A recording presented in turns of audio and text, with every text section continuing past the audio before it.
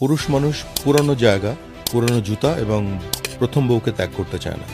সে comfort feel করে জায়গাগুলোতে। ছোট্ট একটা কৃষকের ঘর ভাড়া নিলাম, নিয়ে ওখানে আমি থাকা শুরু করলাম এবং লিখে দিলাম হিসপা নিয়ন্ত্রণ পরামর্শ কেন্দ্র। ওকে, রিয়েল কাস্টমারকে আমি কনভিন্স করতে না পারি, আমি কামলার সাথে গিয়ে কথা বলি, তাহলে কিন্তু হবে না। Rice is the emotional crop in Bangladesh, economic crop না।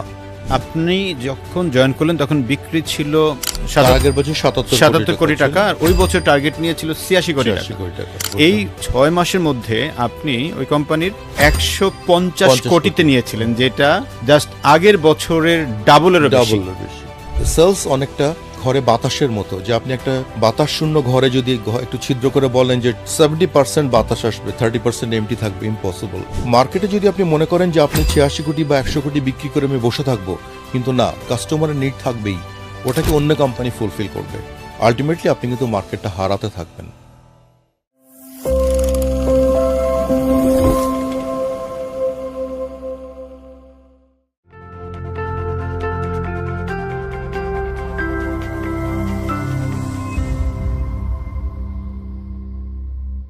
সেলস হচ্ছে যে কোনো কোম্পানির প্রাণ, আর এই সেলসের মানুষদেরকে ফোকাস করে বাংলাদেশের প্রথমবারের মতো আমরা নিয়ে এসেছি sales podcast, the sales leadership show. এখানে মূলত যারা সেলসে কাজ করি বা সেলসের লিডার, তাদেরকে সমৃদ্ধ করতেই আমাদের আজকের এই আয়োজন। আপনারা যারা এগ্রি বিজনেসে আছেন, এগ্রির সেলস অথবা সেলসের লিডার, আপনাদের জন্য আজকের পডকাস্টটা হবে একটা সেরা পডকাস্ট। লাইফের বড় একটা ট্রেনিং পেয়ে যাবেন। আজকে আমাদের সাথে যিনি আছেন, তিনি বাংলাদেশের একজন প্রথিতযশা মানুষ। আমি তার ক্যারিয়ারটাকে সংক্ষেপে একটু বলার চেষ্টা করি, তা হচ্ছেই যিনি সিবাগ এগি থেকে তার প্রথম ক্যারিয়ার সেলস প্রমোশন অফিসার হিসেবে 1986-এ শুরু করেছেন। পরবর্তীতে উনি চলে যান ওয়েক্সড ফার্মাতে, এগ্রি ডিভিশনে। অ্যাট দ্য সেম টাইম উনি এরপরে যান অ্যাভেন্টিজ থেকে বায়ার থেকে বেবিলন থেকে ম্যাকডোনাল্ড। শুরু থেকে শেষ পর্যন্ত প্রায় পুরোটা সময় উনি কাটিয়েছেন বেস্ট পারফর্মার হিসেবে। ওনার ক্লোজিং যে পারফরমেন্সটা, সেটা না বললেই নয়, খুবই রিমার্কেবল। ম্যাকডোনাল্ড কোম্পানিতে উনি ৭৭ কোটি টাকা বিক্রি করেছিলেন আগের বছর। পরের বছরে মাত্র উনি ৬ মাস কাজ করার সুযোগ পেয়েছিলেন। ওনার নেতৃত্বে অ্যাজ এ সিইও ওই ৬ মাসে ৭৭ কোটি থেকে উনি নিয়েছিলেন ১৫০ কোটি টাকায়। এই যে ১৫০ কোটি জার্নিতে কিভাবে গেলেন, চলেন আমরা স্যারের কাছ থেকে পুরো জার্নিটা শুনবো। আসসালামু আলাইকুম ইফতি, কেমন আছেন? আলহামদুলিল্লাহ স্যার, আমরা খুবই কৃতজ্ঞ যে আপনি আমাদের সাথে আজকের আয়োজনে এসেছেন। আমারও ভালো লাগছে যে আপনারা আমাকে আমন্ত্রণ জানিয়েছেন যে আমার এই ক্ষুদ্র ক্ষুদ্র কিছু অভিজ্ঞতাকে কাজে লাগানোর যায়। যদি আমাদের যারা নতুন যারা সেলসে বা বিভিন্ন পেশার দক্ষতা দেখাবে, এই অভিজ্ঞতাকে যদি কাজে লাগাতে পারে, তাহলে আমার কিছু শেখাটাকে মানে ভ্যালু হবে সেটার। হ্যাঁ স্যার, আমি শুনেছিলাম স্যার আপনি আপনার ক্যারিয়ার শুরু করেছিলেন 1986-এ সিবাগ এগি থেকে। সেখানে স্যার আপনি কী হিসেবে ছিলেন? আমি সেখানে জয়েন করেছিলাম সেলস প্রমোশন অফিসার হিসেবে। আমার ওখানে কাজই ছিল যে নির্দিষ্ট টেরিটরিতে অ্যাগ্রোকেমিক্যালকে কাস্টমারকে প্রমোশন করে, অ্যাকচুয়াল কাস্টমার ফার্মারকে প্রমোশন করে ডিস্ট্রিবিউটরের মাধ্যমে প্রোডাক্টটা বিক্রি করা। ওয়েল, তার মানে স্যার আপনার টোটাল ক্যারিয়ারটা হচ্ছে এগ্রি বিজনেস মোস্টলি। এগ্রি বিজনেসে যারা সেলসে কাজ করে তাদেরকে অনেক চ্যালেঞ্জ ফেস করতে হয়, বিভিন্ন মাঠে যেতে হয়, কৃষকদের সাথে কাজ করতে হয়। তো স্যার আপনার কি এমন কোনো এক্সপেরিয়েন্স আমাদের সঙ্গে একটু শেয়ার করবেন, যেটা বর্তমানেও যারা কাজ করছেন তাদেরকে হেল্প করবে, যে আপনি মাঠে গিয়ে আপনার ওই রোলটাতে কাজ করেছেন, এমন কোনো ঘটনা যেটা আপনি আমাদেরকে শেয়ার করবেন? খুব ভালো একটা প্রশ্ন। আজকাল অ্যান্ড্রয়েড ফোন চলে এসেছে, সবাই সেলস অফিসাররা সারা রাত মোটামুটি চ্যাট বা বিভিন্ন রকম ওয়েবসাইটে ভিজিট করতে থাকে। সকালে উঠতে পারে না ঘুম থেকে, 10টার সময় মাঠে যায়। কিন্তু এগ্রিকালচার বিজনেসে মনে রাখতে হবে, যিনি অরিজিনাল জমির মালিক, প্রকৃত মালিক, তিনি সকাল থেকে সূর্য ওঠার পরে পিঠে রোদ লাগার যখন কষ্ট দেয়, তার আগে উনি বাড়ি চলে আসেন। ওকে, তার মানে হচ্ছে ওনার সূর্য যখন একটু উঠে গেল, একটু গরম শুরু হলো, উনি বাড়ি চলে আসবেন, তার মানে তার কাজ শেষ। উনি জমিতে যে সমস্ত লেবার ডিপ্লয় করেন, তাদের কাজ বুঝিয়ে দিয়ে উনি বাড়ি চলে আসেন। এখন আমি যদি রিয়েল কাস্টমারকে আমি কনভিন্স করতে না পারি, আমি কামলার সাথে গিয়ে কথা বলি, তাহলে কিন্তু হবে না। যেটা আমার লাইফে ঘটেছিল। আমি বগুড়ায় পোস্টিং ছিল আমার প্রথমে, আমি নন্দীগ্রামে এক জায়গায় গিয়ে দেখলাম, আমার বস বললেন আমাকে যে আপনি এই এলাকাটা ভিজিট করে আসেন, কাস্টমারের সঙ্গে কথা বলে আসেন। আমি দেখলাম যে অনেকগুলি লোক কাজ করছে, ধানের জমি লাগাচ্ছে। তো আমি গিয়ে কথা বললাম, অনেকক্ষণ কথা বলার পরে প্রোডাক্টের সব কিছু বললাম, এভরিথিং বোঝানোর পর আমাকে বললো আমরা তো কাজ করি, আমরা বলতে পারবো না, মালিক বাড়ি চলে গেছে। আলটিমেটলি আমার টোটালি ডেটা লস হয়ে গেল। তখন আমি আস্তে আস্তে শেখা শুরু করলাম যে না, প্রকৃত মালিক কখন জমিতে আসে। নর্মালি আমি এগ্রিকালচারে যারা একদম বেসিক লেভেলে চাকরি করছে সেলসে, তাদের কাজই হবে যিনি জমির মালিক সকালে ওনার সঙ্গে দেখা করা, এবং যার জন্য সকালে ঘুম থেকে উঠতে হবে। আপনি বাড়ি থেকে আর্লি মর্নিংয়ে বেরোবেন এবং ওনার সঙ্গে দেখা করার পরে আপনার প্রমোশনাল কাজ শেষ হবে, আপনি তারপরে ট্রেড লেভেলে যাবেন। ট্রেড লেভেলে যাবেন কারণ ট্রেড লেভেল সকালবেলা বিক্রি শুরু হয় 10টা-11টা থেকে। আর আবার আপনি বিকেলে নামাজের পরপর, আসর নামাজের পরপর যদি আপনি মসজিদের আশেপাশে গ্রামে অথবা জমির আশেপাশে থাকেন, তাহলে প্রচুর জমির মালিকদেরকে দেখতে পাবেন। আপনি তাদের সঙ্গে কথাবার্তা বললে আপনার ডিসিশন তাদের জন্য নিতে সুবিধা হবে। না তো আপনি যতই ঘোরেন, আপনি কিন্তু প্রকৃত কাস্টমারকে কনভিন্স করতে পারবেন না, আপনার প্রোডাক্ট বিক্রি হবে না। স্যার, তার মানে আমরা যদি আপনার এই গল্পটা থেকে একটু বোঝার চেষ্টা করি যে একজন সেলসে যারা কাজ করছেন এগ্রি বিজনেসে, তাদের মূল একটা কাজ হবে যে সূর্য ওঠার আগেই আসলে তার মার্কেটে যাওয়া, তার প্রকৃত কাস্টমার যিনি তার সঙ্গে মিট করা, প্রয়োজনে তার সঙ্গে ওইখানে গিয়ে একটু চা খাবে, গল্প করবে, রিয়েলিটিটা জানবে। আদারওয়াইজ সে তার না তো কাস্টমারকে আপনি জানতেই পারলেন না, জানতে পারবো না। At the same time evening টাইমটা তো অনেক ক্ষেত্রে আমরা বিভিন্ন বাজারে গিয়ে তাদের সাথে দেখা সাক্ষাৎ করতে পারি। So by the way sir, এখানে কি এমন কোনো আপনার স্টোরি আছে যেখানে আপনি হাইয়েস্ট সেলস করেছিলেন যার কারণে আপনার পরের প্রমোশনটা হয়েছে? আমার একটা মনে পড়ে যে ওটা ছিল 1988 বগুড়াতে। হিসপা বলে একটা পোকা আছে ধানের, খুব এখন নাই, আগে ছিল, কালো ছোট ছোট পোকা, এবং প্রচুর ওরা হচ্ছে এপিডেমিক, সিভিয়ার সার্ডেন, এবং যেটা রিকভার করা যায় না। তো নন্দীগ্রামে এবং মহাস্থানগড়ে লাগলো পোকাটা। তো আমার অভিজ্ঞতা ছিল যে আমি কী করবো আমি বুঝতে পারছিলাম না। তো চিন্তাভাবনা করে দেখলাম যে আমি ওই এলাকাতে একটা ছোট্ট একটা কৃষকের ঘর ভাড়া নিলাম, নিয়ে ওখানে আমি থাকা শুরু করলাম এবং লিখে দিলাম যে হিসপা নিয়ন্ত্রণ পরামর্শ কেন্দ্র। ওকে। এবং আমি ওখানে থাকতাম। আমি 7 দিন ওখানে ছিলাম। মার্চ মাসে, আমার এখনও মনে পড়ে, মার্চের শেষের দিকে, গরম, ফ্যান নাই, কিছু নাই, শাওয়ার করতে পারি না, তারপরে আমি ওখানে থাকতাম। সারাদিন আমার কাছে লোক আসতো, কারণ মাঠে গিয়ে যখন কৃষক দেখতো যে সমস্যা, তখন তারা খুব দ্রুত সলিউশন পাওয়ার জন্যে কাছে কে আছে তার কাছে আসতো, আমার কাছেই আসতো। আমি তাদের সঙ্গে, তাদের মোটরসাইকেলে আমি উঠাতাম, তাকে নিয়ে ফিল্ডে যেতাম, গিয়ে তাকে দেখতাম, দেখার পরে প্রেসক্রিপশন লিখতাম, এবং আমার সঙ্গে সবসময় স্যাম্পল থাকতো বোতলের, যে এই জিনিসটা, এইটা হচ্ছে এই প্রোডাক্ট, এইটা আপনি দোকান থেকে নিয়ে আসবেন। এবং সে গিয়ে বাজার থেকে নিয়ে আসতো, এবং দেখা গেল যে ওই বছরে ওই প্রোডাক্টের, আমি নাম বলছি না, একটা প্রোডাক্ট ছিল সিস্টেম প্রোডাক্ট, সিনজেন্টার বা সিবাগেগের 3 প্রোডাক্টসের মধ্যে একটা। তো ওইটা বিশাল একটা সেল হলো ওই এলাকা থেকে, যেটা হওয়ার কথা না। কিন্তু আপনি যদি যাওয়া আসার মধ্যে থাকতেন, কিন্তু আপনি সবসময় ওখানে আপনি নিজেকে নিয়োজিত করতে পারতেন না। ওকে স্যার, তার মানে আপনার যে জায়গাটা আমার কাছে মনে হচ্ছে লার্নিংটা, সেটা হচ্ছে যে আপনি যখন কোনো একটা ক্রাইসিস মোমেন্টে পড়ে যাবেন, ভালো করতে চাইবেন, তখন এইটার একটা ওয়ে আউট খুঁজে আরও অনেক ডেডিকেটেডভাবে সময় দিতে হবে। এক্স্যাক্টলি। কারণ ইফতি আর একটা ব্যাপার হচ্ছে যে এগ্রিকালচার বিজনেসে কৃষক জানতে চায় না যে আমি MBA নাকি আমি এগ্রিকালচারিস্ট, সেগুলো জানতে চায় না। তারা জানতে চায় যে আমার সলিউশন কি হবে।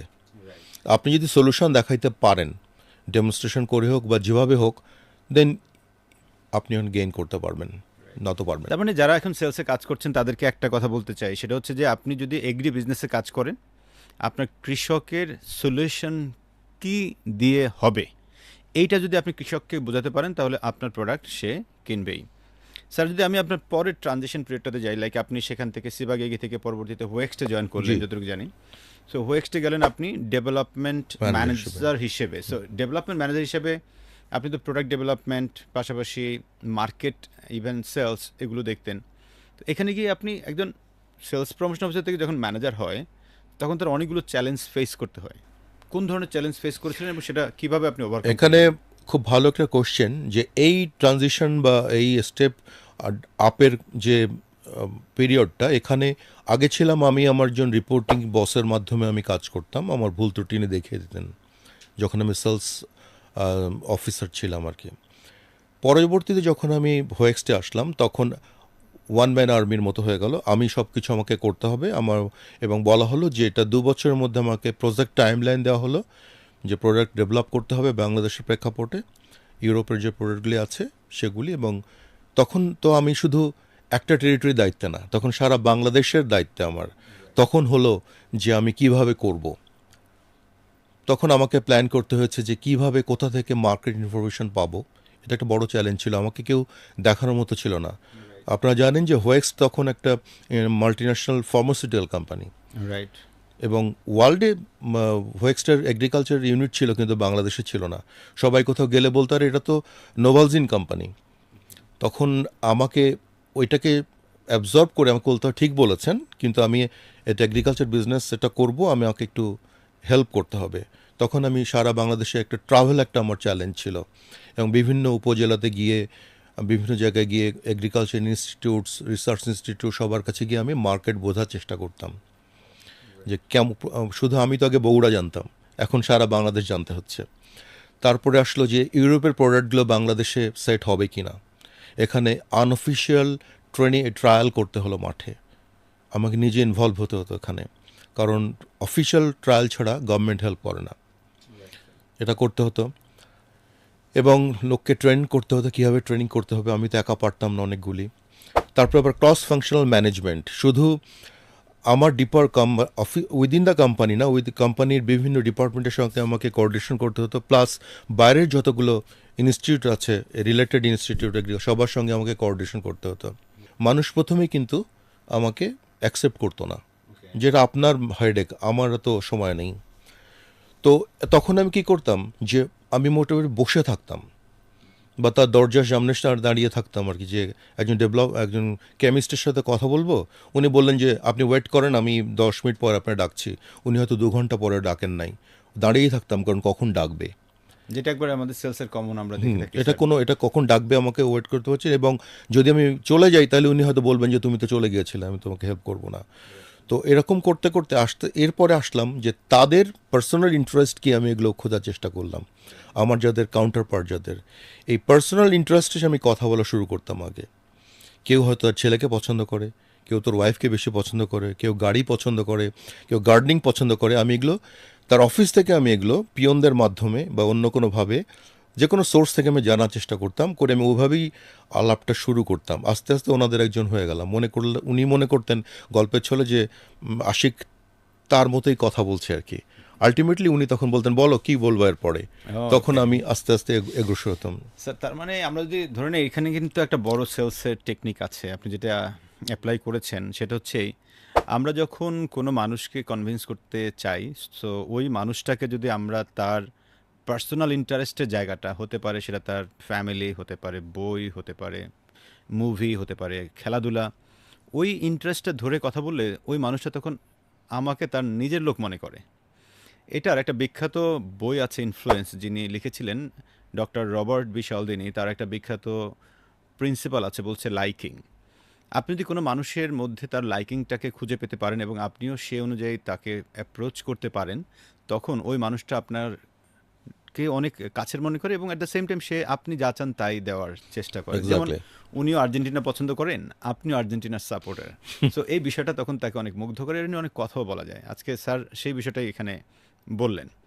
সো স্যার, আসলে এটা প্র্যাকটিক্যাল। Right sir. তো স্যার আমরা যদি পরের পার্টটাতে যাই একটু, আপনি সেখান থেকে চলে গেলেন, আবার প্রমোশন পেলেন, প্রমোশন পেয়ে প্রমোশন আপনি পেয়ে হলেন যখন প্রোডাক্ট ডেভেলপমেন্ট হয়ে গেল, রাইট। তখন আমাকে বলা হলো যে now you run the business. তুমি you designated as marketing, sales and distribution, whatever, যা সব কিছু তোমাকে করতে হবে এখন। তো এই চ্যালেঞ্জটা ছিল আমার জন্য অনেক বড় চ্যালেঞ্জ। তার মানে আপনি head of marketing and sales, ওখানে ম্যানেজার বলতো, ওখানে বলা হতো ম্যানেজার। আমাকে ম্যানেজার ইন্ডাস্ট্রিয়াল ডিভিশনে আমাকে অ্যাটাচ করা হলো। ওকে। ইন্ডাস্ট্রিয়াল ডিভিশনে একজন জার্মান মিস্টার বুশম্যান ছিলেন, উনি ডিরেক্টর। ওনাকে আমি রিপোর্ট করতাম। উনি বলতেন যে আমি বাংলাদেশে কিছু জানি না, তোমাকে সব করতে হবে। তখন আমি একটা বড় চ্যালেঞ্জ পেয়েছিলাম যে অল পলিসিস আমাকে তৈরি করতে হয়েছিল এবং বলা হয়েছিল যে বাংলাদেশে ক্রেডিট ব্যবসা আমরা করব না, ওকে। ক্যাশ বিজনেস করব, আচ্ছা। তার জন্য আলাদা পলিসি করতে হবে। তখন বাংলাদেশে কিন্তু অলরেডি ক্যাশ বিজনেসের বদলে ক্রেডিট বিজনেস কিন্তু খুব পপুলারিটি অর্জন করেছে, সিনজেন্টা শুরু করে দিয়েছে। তখন কোথাও গেলে এরা আমাকে প্রোডাক্ট নিতে চাইতো না। তার মানে স্যার একটা ক্রেডিট কোম্পানিকে আপনি ক্যাশে ট্রান্সফর্ম করার জন্য যে সকল ডকুমেন্টস বা স্ট্র্যাটেজি সেট করা এইগুলো নিয়ে আপনি কাজ করেছেন। কাজ করেছে। বাংলাদেশে আমি দেখতেছি বর্তমানে প্রচুর কোম্পানি আছে যারা এটা নিয়ে সাফার করছে এবং তারা বলতে চায় যে ইয়েস আমরা ক্যাশে আসতে চাই। যেমন রিসেন্টলি আমি একটা কোম্পানিতে কাজ করে এসেছি, একটা অটো পার্টস কোম্পানিতে। ওনাদের এমডি থেকে শুরু করে সবার একটা বড় চাওয়া হচ্ছে আমরা ক্যাশ ক্রেডিট থেকে ক্যাশে আসতে চাই। সো এই জায়গাটাতে যেহেতু স্যার আপনি নিজে প্র্যাকটিক্যালি কাজ করেছেন, তথাপি আপনি এখন একজন কনসালটেন্ট হিসেবে কাজ করছেন। সো কোনো কোম্পানি যদি মনে করেন যে ইয়েস আপনার কোম্পানিকে ক্রেডিট থেকে ক্যাশে নেবেন, স্যারের পরামর্শ নেবেন, সেই জায়গাটায় যোগাযোগ করতে পারেন আমাদের সাথে। আমরা স্যারকে আপনার কানেক্ট করিয়ে দিব, বিকজ এই জায়গাটায় আপনার খুব খুব কাজে দিবে। Sir please carry on. তারপরে ছিল প্রোডাক্ট কি করে কোথায় ফর্মুলেট করব। রাইট। তখন আমি মনে হয় সেকেন্ড কোম্পানি বাংলাদেশে টোল ফর্মুলেশন শুরু করলাম, যে অন্য একটা কোম্পানির স্ট্যান্ডার্ড কোম্পানি আবার বায়ার, তখন জার্মান কোম্পানি হোয়েক্স কোম্পানি সবার সঙ্গে কাজ করবে না, কোয়ালিটি অ্যাসুরেন্স করতে হবে। তো এই চ্যালেঞ্জগুলো আমার জন্য ছিল প্রচণ্ড। আমি আমার কাজে যতটুকু না আমি সেলস মার্কেটিং করতাম তার থেকে বেশি কাজ করতে হতো আমাকে রেডি করতে সব কিছু, অর্থাৎ চ্যালেঞ্জগুলোকে মোকাবেলা করতে। But I enjoyed the challenges, কারণ ওই চ্যালেঞ্জগুলোই আমাকে পরবর্তীতে যে কোনো সময় মানে অ্যাডাপ্টেবিলিটি কী হবে সেটা করতে আমাকে সাহায্য করেছে অনেকভাবে, কারণ আমি প্রত্যেকটা সিচুয়েশনের মুখোমুখি হয়েছি। রাইট স্যার, আমার একটা প্রশ্ন স্টিল রয়ে গেছে, সেটা হচ্ছে ধরেন আপনি তো ক্রেডিট থেকে ক্যাশের যে ফর্মুলাটা বাস্তবায়ন করার চেষ্টা করলেন, তো সেখানে গিয়ে কি প্রথমে 1-2 মাস সেলস ফল করেছিল বা কি অবস্থা? অ্যাকচুয়ালি আপনি যদি নিশ মার্কেটে অনেকগুলো স্ট্র্যাটেজি নিতে হবে আপনাকে প্রোডাক্টগুলোকে আপনাকে প্রথমে ক্যাটাগরি করতে হবে, যে কোন প্রোডাক্টটা রেগুলার প্রোডাক্ট, যেটা না হলে আপনার চলবে না। রাইট। সেগুলিকে আপনি প্রথমে এমফ্যাসিস দেন যে আমার এগুলো ক্যাশে আনতে হবে। তারপর আপনি সেকেন্ড যে ইম্পর্ট্যান্ট আছে সেগুলিকে নিয়ে আসেন, যে ওগুলো যদি নাও তাহলে এগুলো একটু নিতে হবে আমাকে, কিন্তু তুমি এখন 80-20 করো, 80% ক্যাশ, 20% ক্রেডিট নিয়ে আসো, এবং ওই 20% ক্রেডিট রিয়েলাইজ না হওয়া পর্যন্ত আমি কিন্তু তোমাকে কোনো মার্কেট ডিমান্ডের প্রোডাক্ট আমি দিব না। আপনি এভাবে আস্তে আস্তে তাকে হ্যাবিচুয়েটেড করবেন, কারণ একদিনে চেঞ্জ করা যাবে না, কোনো দিন সম্ভব না। এবং তারপরে যখন আপনি কিছুদিন একটা সিজন যাওয়ার পরে যখন সে বুঝবে না আমাকে ব্যবসা করতে গেলে ক্যাশে করবে, সে কিন্তু নিজেই এগিয়ে আসবে ক্যাশে। স্যার এখন অনেক কোম্পানি তো তাকে ক্রেডিট দেওয়ার জন্য বসে আছে, তাহলে কেন আপনার কাছ থেকে নেবে? অ্যাকচুয়ালি আপনার যদি প্রোডাক্ট ভালো হয় এবং আপনার সার্ভিস যদি ভালো হয় তাহলে কিন্তু আপনি ওভারকাম করতে পারবেন। রাইট। কারণ আপনি যদি মার্কেটটাকে ডেভেলপ করে প্রোডাক্ট বিক্রি করেন, আপনি অনলি ট্রেড চ্যানেলকে যদি আপনি কনভিন্স করে বিক্রি করতে চান, তাহলে কিন্তু একটা সার্টেন ওই ইউটিউবের ভিউয়ের মতো, যে একটা সার্টেন স্টেজে গিয়ে স্টপ হয়ে যাবে দেখা, স্ট্যাগনেন্ট হয়ে যাবে। স্ট্যান্ডিং হয়ে যাবে। কিন্তু আপনি যদি মার্কেট যারা কাস্টমার তাদেরকে ট্রু কাস্টমারকে ডেভেলপ করে ওই পর্যায়ে কাজ করেন, তাহলে কিন্তু আপনার সেল কখনো থেমে থাকবে না। রাইট। স্যার আমরা একটু সামনের দিকে যদি আবার যাই, আপনি পরবর্তীতে আপনার ওয়েক্স কোম্পানি কিনে নিল অ্যাভেন্টিজও আপনি সেম পজিশন ছিল। দেন আপনি অ্যাভেন্টিসকে আবার পরবর্তীতে বায়ার ক্রপস কিনে নিল। সো বায়ার ক্রপসে আপনি তখন হলেন head of marketing sales and development. So এই জায়গাটার কোনো গল্প যেটা আমরা শিখতে পারি, আমাদের পার্টিসিপেন্ট যারা আছে তারাও জানতে পারবে, এরকম কিছু? এখানে আমি যাওয়ার পরে প্রথম একটা স্ট্র্যাটেজি নিলাম। বাংলাদেশে যদিও আমরা রাইসকে খুব বড় সবসময় মনে করি, সব কোম্পানি মনে করে rice is a big segment, of course is a big segment, কারণ 10 মিলিয়ন হেক্টর রাইস ল্যান্ড হচ্ছে কাল্টিভেশন আওতায় পড়ে। অলমোস্ট 4.5 মিলিয়ন হেক্টর উইন্টারে, 4.5 বা 5 মিলিয়ন হেক্টর পড়ে আপনার রেইনি সিজনে। কিন্তু এই যেটা আপনার আমন সিজন অর্থাৎ ওয়েট সিজন যেটা, এটা কিন্তু ফ্লাড হয় অনেক সময়, রেগুলার সেল নাও হতে পারে। আলটিমেটলি 50% যদি আপনার রিস্ক চলে আসে। কিন্তু বাংলাদেশের ভেজিটেবল বিশাল একটা মার্কেট, কিন্তু অনেকে এটা ইম্পর্টেন্স দেয় না। তো আমরা দেখলাম যে একটা লোক 1 টাকা যদি ইনভেস্ট করে ভেজিটেবল, তাহলে 3 টাকা বেনিফিট পায়, টার্ন ওভার পায়। এবং সে ভেজিটেবল প্রত্যেক সপ্তাহে তোলে এবং প্রত্যেক সপ্তাহে মালটা বিক্রি করে প্রডিউসটা বিক্রি করেই সে আবার একটা প্রোডাক্ট কিনে নিয়ে আবার অ্যাপ্লাই করে। তো আমরা ভেজিটেবল সেগমেন্টকে বেশি হারভেস্ট করার জন্য আমরা একটা নতুন স্ট্র্যাটেজি দিলাম, ভেজিটেরি নাম দিলাম, মানে ভেজিটেবল টেরিটরি। ওকে, এটা একটা কোড নাম ছিল আমাদের। আমরা তখন বললাম অনলি ডিস্ট্রিবিউটর বেস না, যার লাইসেন্স আছে পেস্টিসাইডের, এবং সে যদি ইনস্ট্যান্ট আমাকে ক্যাশ দিতে পারে আমি ওখানেই তাকে সেল করব, অনলি ভেজিটেবল প্রোডাক্টে। দেখা গেল কি যে আমাদের ভেজিটেবল প্রোডাক্টই অলমোস্ট 50% কন্ট্রিবিউশন হয়ে গেল টোটাল সেলের। ও মাই গড। কারণ এটা নাম্বার অফ ইউজেস বেশি এবং কৃষক এটাকে প্রচুর যত্ন করে এটাতে, কারণ এটা রেডি ক্যাশ চলে আসে তার, এবং ধান এই কাটবে কবে বিক্রি করবে তারপরে, সুতরাং এবং ধানে 1 টাকা খরচ করলে আপনার 90 পয়সা হয়তো কনফার্ম আসবে, 10 পয়সা আসতেও পারে নাও পারে, প্লাস মাইনাস। কিন্তু এটা rice is the emotional crop in Bangladesh, economic crop না। এর জন্যে আপনাকে খুঁজে খুঁজে বের করতে হবে যে কোথায় আপনি ব্যবসায় আপনার কোম্পানি লাভবান হবে। এটা আমরা একটা সাকসেসফুল কাজ করেছিলাম। এরপরে করলাম আমরা টি সেগমেন্টে, আমরা আরও কয়েকটা প্রোডাক্ট এনে, ওই যে বললাম আমার একটা ডেভেলপমেন্ট ম্যানেজার ছিল, তাকে একটু পুশ করতে পারলে অনেক আগে কাজ করা যেত, তাকে দিয়ে আমরা একটা প্যাকেজ তৈরি করলাম টি প্লান্টেশনে, যে সিঙ্গেল প্রোডাক্ট না, total package production. Development manager means আপনি বলছিলেন যে যিনি একটা প্রোডাক্টকে হ্যাঁ, যিনি অ্যাপ্রুভ করতে আমাদের 2 বছর সময় লাগতো, 2 বছর সময় লাগার লাগতো, কথা। ওই মানুষটাকে আপনারা তাকে যদি একটু মানে তাকে একটু এনকারেজ করা যেত যে না, you can do it, nobody can. Okay, অন্য কেউ পারবে না, পারবেন, আপনি পারবেন, এবং আপনাকে আমি আপনার উপর আমি ট্রাস্ট করতেছি। রাইট। এই যে আপনার একজনকে আপনি তাকে এম্পাওয়ার করলেন যে you can do that only, তার একটা নিজের একটা প্রাইড বাড়লো যে আমি পারবো আর কেউ পারবে না, so I can do that. সেই অ্যাটিটিউড থেকে সে গিয়ে আসতো, এবং আমার অনেকগুলো প্রোডাক্ট মানে বিফোর টাইমে আমি রেজিস্ট্রেশন পেয়ে গেলাম এবং প্যাকেজ অফার করা শুরু করলাম টি প্লান্টেশনে। একদম মনোপলি বিক্রি করতাম আমরা টি গার্ডেনে। Very good. তার মানে আমি যদি এটা একটু অ্যালাইন করি আমাদের দর্শকদের সাথে, যে আমরা আসলে কিছুক্ষণ আগে একটা গল্প শুনছিলাম স্যারের কাছ থেকে, যে ওনার একজন ডেভেলপমেন্ট ম্যানেজার যিনি একটা প্রোডাক্টকে ডেভেলপ করতে ইউজুয়ালি 2 বছর সময় নেয়। সো এই মানুষটাকেই উনি মানে আস্থার জায়গাটা থেকে যে আপনিই পারবেন, আপনাকে দিয়েই হবে, আমি আপনাকে ট্রাস্ট করি, আরও বিভিন্নভাবে তাকে একটু এনকারেজ করে তাকে দিয়ে 2 বছরের কাজটা তো 1.5 বছরে করাতেন, এবং তারই ধারাবাহিকতায় সেখান থেকে একটা বড় সাপোর্ট পেতেন ওনারা, যেটা দিয়ে ওনারা মুভ করেছেন আরও অনেক বেশি জায়গায়। তো স্যার আমার এখানে আরেকটু আমি একটা থামাই, আপনাকে একটু অ্যাড করব যে ট্রেনিংয়ের ব্যাপারটা আমি এখানে মানে ওভারলুক করে যাচ্ছিলাম। আমরা 2007-এ গিয়ে ঠিক করলাম যে আমাদের ছেলেদেরকে ইকুয়ালি কোয়ালিফাইড করতে হবে, কারণ প্রত্যেকের এক একটা ইন্ডিভিজুয়াল রেসপন্সিবিলিটি আছে, এবং সবার অ্যাচিভমেন্ট যোগ করে আমার ন্যাশনাল টার্গেট হচ্ছে। কেউ যদি পিছিয়ে থাকে তাহলে আমরা এগোতে পারবো না। তো তখন আমরা কি করলাম যে বছরে 2 বার ট্রেনিং প্রোগ্রাম, প্রথমে 2 বার, পরে 3 মাস পর পর ট্রেনিং প্রোগ্রাম, এবং যে কোনো সময় আমরা করলাম যে কোনো মানে মান্থলি মিটিংয়ে লোকাল রিজনাল ম্যানেজারকে আমরা অথরিটি দিলাম যে আপনি ট্রেনিং প্রোগ্রামটা চালাবেন, আর সেন্ট্রালি হবে বছরে 2 বার বা 3 বার, এবং আমরা ওখানে মার্কিংয়ের ব্যবস্থা করেছিলাম, এবং ওটা প্রমোশনের সময় তাদের একটা কেপিআই একটা নাম্বার যোগ হতো, কে কেমন ভালো করলো।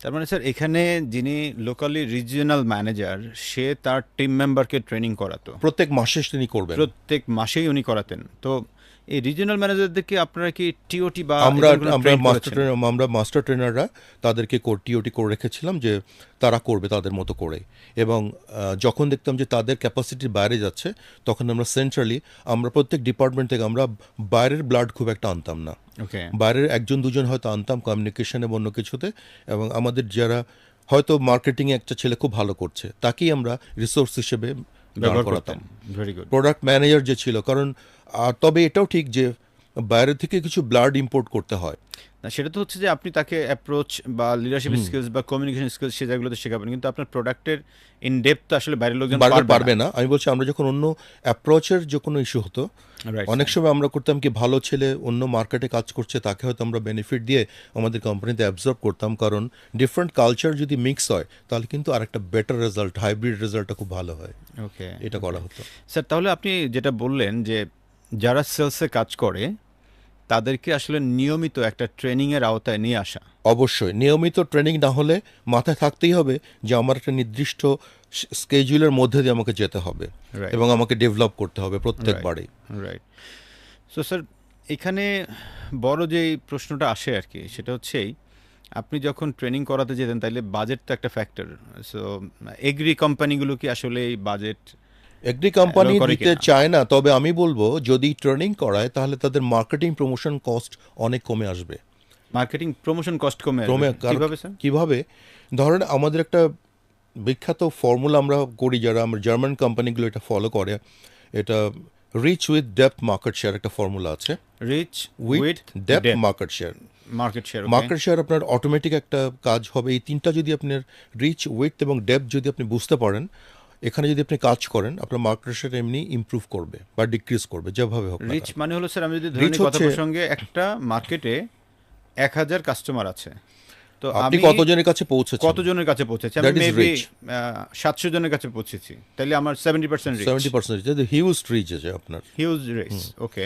এটা একটা তাহলে হলো। উইথ কোনটা স্যার? ওইটা হচ্ছে যে এই যে 700 জনের কাছে আপনি পৌঁছালেন, সরি, ধরেন এ কোম্পানি থেকে আপনি গেছেন 700 জন আপনার রিটেলারের কাছে আপনি পৌঁছেছেন, পৌঁছেছি, রাইট। It is 70%। Right. এখন এই 700 জনের মধ্যে কতজন আপনার 1 টাকা হলেও মাল বিক্রি করে বা প্রোডাক্ট বিক্রি করে? রাইট, তার মানে আমি যদি 700 জনের কাছে যেয়ে থাকি, তার মধ্যে মেবি আমার কাছে 400 জন নিয়মিত মাঝে মধ্যে হয়তো 1 মাস পরে হোক 3 মাস পরে হোক সে আমার কাছে নিচ্ছে। প্রোডাক্ট নিচ্ছে।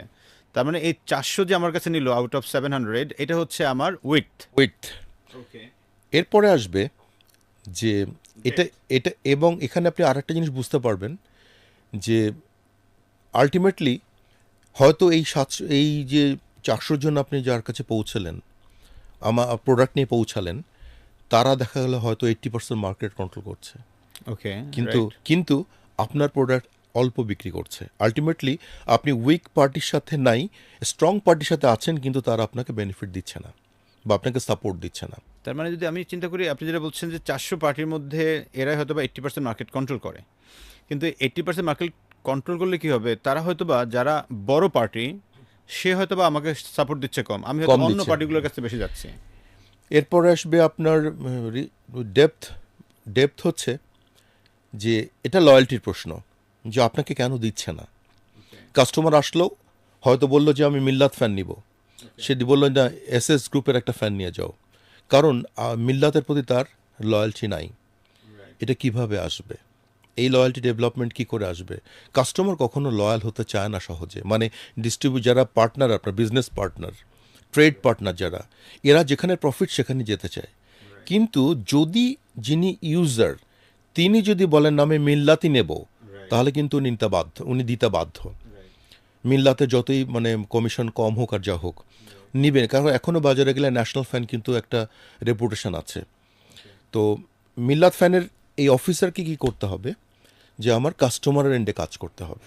সো আমি কি ওই কাস্টমারকে আমি রিচ করবো কিভাবে? কারণ আমি তো কাজ করছি রিটেইলারের সাথে। রিটেলে কাজ করছেন, কিন্তু এখানে আমাকে বুঝতে হবে আপনার নেচার অফ বিজনেসটা কেমন। আমার যদি এগ্রিকালচার হয়, তাহলে আমার ফার্মারের সঙ্গে ওই যে বললাম যে সকালে যেতে হবে। রাইট, তার মানে হচ্ছে আপনি স্যার ওই যে ওখানে আবার নিয়ে আসছেন, মানে একজন এগ্রি বিজনেসের যে সেলস প্রমোশন অফিসার, সে তো আসলে কাজ করছে রিটেইলারের সাথে, তাহলে সে ফার্মারের কাছে গেল কেন? বিকজ ফার্মার হচ্ছে তার মেইন মেন কাস্টমার। কাস্টমার, যে ফার্মার যদি এসে বলে যে আমাকে সিনজেন্টা কোম্পানির এটা দেন, এটা দেন বা এই প্রোডাক্ট দেন, বা এই দিতেই প্রোডাক্ট দেন, বাধ্য। সো রিটেইলারের মানে কারো সাধ্য নাই যে সেটা চেঞ্জ চেঞ্জ করবে। করা। তখন আপনার এই লয়্যালটিটা অর্থাৎ প্রমোশন, এখন Right. আপনার রিসোর্স অর্থাৎ মানি, টাইম এবং ফান্ড বলেন বা ডে ওয়ার্কিং আওয়ার বলেন, এটা তো লিমিটেড। এখন আপনার দেখতে হবে আপনার রিচ ঠিক আছে কিনা, উইথ ঠিক আছে কিনা, বা লয়্যালটি ঠিক আছে কিনা। যেটা ঠিক নাই ওটাকে আপনি মেরামত করবেন। ওকে, তাহলে আপনার হবে কি, আপনার কস্ট কমে আসলো, আপনার টাইম ম্যানেজমেন্টও আপনার অনেক হাতে থাকলো, আপনি অন্যদিকে কাজটা ব্যয় করতে পারবেন টাইম। তার মানে আমি যদি ট্রেনিং করাই, তখন আমার এই যে জিনিসগুলো আসলে চলে আসবে, আমার রিচ, উইথ, ডেপথ, এগুলো বের করে দিয়ে পরবর্তীতে আমি যেটাতে আমার চ্যালেঞ্জ, সেটা নিয়ে আমরা কাজ কাজ করা। করবেন। সো স্যার, আমি যদি আমাদের দর্শকদের উদ্দেশ্যে একটা জায়গায় বলি, দেখেন এখান থেকে একটা বড় জিনিস বের হয়েছে, তা হচ্ছেই আপনার রিটেইলার কোন প্রোডাক্ট নিবে তা কিন্তু আপনি কন্ট্রোল করতে পারেন। কিভাবে? উনি যেটা বললেন যে আমি যদি এগ্রি বিজনেসের হই, তাহলে আমি রিটেইলার পাশাপাশি এটার যিনি কাস্টমার, আমার কৃষক, তার কাছে আমার ভিজিট করা, অ্যাট দ্য সেম টাইম আমি যদি ধরেন কোনো একটা ইলেকট্রনিক্স কোম্পানি চিন্তা করি, তাহলে আপনার ক্ষেত্রে হবে রিটেলার, পাশাপাশি আপনার এখানে যিনি বিভিন্ন রকম মেকানিক বা Exactly. ইলেকট্রিশিয়ান, তাদের সঙ্গে তাদের সঙ্গে আপনার, কারণ সে একটা বড় কাস্টমার আপনার, সে কিন্তু প্রেসক্রিপশন করে দিচ্ছে যে ভাই আপনি এই সুপারস্টার গ্রুপেরটা নেন, আপনি ওই গ্রুপেরটা নেন, আপনি এটা করেন, right? At the same time আপনি যদি এই বিষয়টাকে আরও চিন্তা করেন, প্রত্যেকটা ক্ষেত্রে পার্টস কোম্পানি, সেম টেকনিশিয়ান যারা মোটরসাইকেলের কাজ করে, যারা অটোমোবাইলের ওয়ার্কশপে কাজ করে, তারা কিন্তু আপনার একটা বড় কাস্টমার। সো ওইখানে যদি ওয়ান্স আপনি ডেভেলপ করতে পারেন, তখন এই জিনিসটা ঘটবে। স্যার আমি যদি রিসেন্ট একটা ঘটনা বলি আপনাকে, রিসেন্ট আমি বাংলাদেশে একটা বড় কোম্পানির যারা মোবাইল পার্টস বিক্রি করে তাদেরকে ভিজিট করেছিলাম। সো তাদেরকে জানতে চেয়েছিলাম যে আপনার কাস্টমার কারা। তো ওনারা তখন বললেন যে আমার কাস্টমার হচ্ছে রিটেলাররা। তো আমি বললাম যে ওয়াই নট ওয়ার্কশপ? বলে যে আমরা কিছু লেদ ওয়ার্কশপ, কিছু মোবাইল ওয়ার্কশপে বিক্রি করি, তবে সেটা সংখ্যাটা কম। তো আমি বললাম যে ওয়াই নট, আপনি আরও বেশি বাড়াচ্ছেন না কেন? পরে বলে যে আমরা আস্তে আস্তে চেষ্টা করছি আর কি, আমরা আগে এটা নিয়ে ভাবি নাই। তাই বললাম যে আপনার ম্যাসিভ প্ল্যান দরকার হচ্ছে যে আপনি এটা নিয়ে কাজ করেন, বিকজ আপনি চাচ্ছেন ক্যাশে আসতে চাইলে কিন্তু আপনার প্রোডাক্টের প্রমোশন বাড়তে হবে। সো প্রমোশন বাড়ানোর বড় একটা জায়গা হচ্ছে এখানে শিওর শট এগুলো। এখানে আপনাকে একটা উদাহরণ দিই, যখন উত্তরা মোটরস মারুতি বিক্রি করা শুরু করলো, তারা কিন্তু মোস্টলি টার্গেট করেছিল যারা ওয়ার্কশপ চালায়, তাদেরকে তারা ট্রেনিং, বিদেশে ভ্রমণ এগুলি করতো। কারণ তাদেরকে মানে গাড়ি কেনার আগে বা মোটরসাইকেল কেনার আগে মানুষ ওয়ার্কশপের কিন্তু যাকে কাজ করে তার কাছে জিজ্ঞেস করে জিনিসটা কেমন। রাইট, তারা কিন্তু একটা বড় সার্টিফিকেট, যেটা ভালো এটা করেন দেখবেন ভালো হবে, এটা কিন্তু উত্তরা মোটরস করেছিল। Right sir. সো স্যার আমরা যদি তার পরের স্টেপসটাতে যাই, এখন আমরা দেখলাম স্যার আপনি সিবাগে গিতে ছিলেন, দেন ওয়েস্টে ছিলেন, দেন আমরা আপনার গল্প শুনলাম বায়ারের, অ্যাভেন্টিজের। এইবার পরের একটা মুভ দিয়েছেন আপনি কিন্তু অনেক বেশি। আপনি যেটুকু আমি আপনার কাছ থেকে শুনেছি তা হচ্ছে যে বায়ারে যখন দেখলেন যে আসলে আপনার বাংলাদেশি হিসেবে আর প্রমোশন পাওয়ার সুযোগ নাই, কারণ আপনি head of sales and operations আপনি দেখছিলেন, বাট এটার উপরে আপনার আর কোনো পোস্ট নাই। দেন আপনি তখন গেলেন বেবিলনে। বেবিলন মূলত একটা গার্মেন্টস কোম্পানি, কিন্তু ওদের একটা Agri business. বিজনেস রান করেছে, সেখানে আপনি অ্যাজ এ সিইও হিসেবে জয়েন করলেন। আমি right sir? Right. Right. So এই যে আরেকটা বড় ট্রানজেকশন হলো আপনার, এগ্রি বিজনেসে গেলেন। আমি যতটুকু জানি স্যার আপনার সাথে কথা বলে, যে আপনি তখন বেবিলনের আবার 5টা উইং, ছিল। এই 5টা উইংয়ের একটা সময় আপনি আবার গ্রুপ সিইও হয়ে যান। সো এই জার্নিটা কেন হলো? এটা ছিল যে আমার অ্যাকচুয়ালি কোনো নির্দিষ্ট ক্ষেত্রে কাজ করবো হবে এমন কোনো রকম মানসিকতা ছিল না। আমার কথা হচ্ছে যে আমি বিং এ লিডার, আমি যে কোনো সিচুয়েশনে যেন অ্যাডাপ্ট করতে পারি বা নিজেকে মানিয়ে নিতে পারি, এটাই ছিল আমার মেন উদ্দেশ্য। সুতরাং যখন দেখলাম যে ছোট্ট উইংয়ের সঙ্গে আরও কিছু কাজ করা যেতে পারে, যখন আমার ডিরেক্টররা যখন দেখলেন, ওনারা যখন দেখলেন যে হবে বিভিন্ন কাজ বিভিন্নভাবে, তখন দেখলাম why not to make some other jobs. Right sir. তো এটা করে যখন রেজাল্ট পাওয়া গেল, তো যদি আপনি রেজাল্ট মানে দেখাতে পারেন, তাহলে অবশ্যই আপনার উপরে তারা দিয়ে বিশ্বস্ত থাকবে। এবং আরেকটা ব্যাপার হচ্ছে Right. আপনাকে বিশ্বাসযোগ্যতা প্রমাণ করতে হবে। সো বিশ্বাসযোগ্যতাটা স্যার কীভাবে, মানে একজন সিইও হিসেবে আমরা জানি যে সিইও আপনি যদি প্রথমে দিবেন আপনি বিজনেস, এবং তারপরে আপনি লুফলসগুলো বের করবেন, যে বিভিন্ন রকম কোম্পানিতে বিভিন্ন রকম ড্রেন হয়, টাকা পয়সা বলেন বা ফান্ড বলেন, যা কিছু ইচ্ছা করলে আপনি কিন্তু সেটাকে ওভারলুক করতে পারেন, যে হচ্ছে ড্রেন হচ্ছে হোগা। কিন্তু যদি ওগুলোকে আপনি ওনারশিপ নিয়ে, যে না এগুলো 1 টাকা বাঁচালেও দ্যাট ইজ কোম্পানির অ্যাকাউন্টে জমা হচ্ছে, দ্যাট ইজ প্রফিট। স্যার এটা তো সকল সিইও চায়। এটা সবাই চায়, কিন্তু আপনাকে খুঁজে বের করতে হবে। স্যার এখন আপনি যদি বলেন যে সব সিইও তো বলবো যে yes, আমিও তো এটা চাই। চাই, কিন্তু আপনাকে বললাম তো ওই যে আপনি যদি প্রত্যেকটা সেক্টরে খুঁজে খুঁজে বার করতে পারেন, আপনার ইচ্ছা থাকতে হবে। আমাকে না ইচ্ছা আছে আমি করব, কিন্তু আপনার ইমপ্লিমেন্টেশনে গেলে না, তা হবে না। আপনাকে ইচ্ছার সঙ্গে আপনাকে ইমপ্লিমেন্টও করতে হবে। স্যার এখানে কিন্তু একটা বড় প্রশ্ন চলে আসে তাহলে, যেমন সেটা হচ্ছে corporate politics.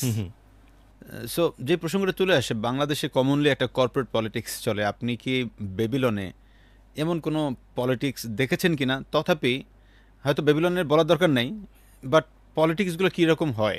Exactly, corporate politics কিন্তু একটা বিজনেসকে ডাউন করার জন্য যথেষ্ট। Right sir. এবং সেখানে কিছু কিছু অ্যাসোসিয়েশন তৈরি হয়ে যায়, দেখা যায় যে দু গ্রুপ বা 3 গ্রুপ নিজেরা ফাইট করতে করতে পর আলটিমেটলি কোম্পানি তার অবজেক্টিভ থেকে সরে যায়। Right sir.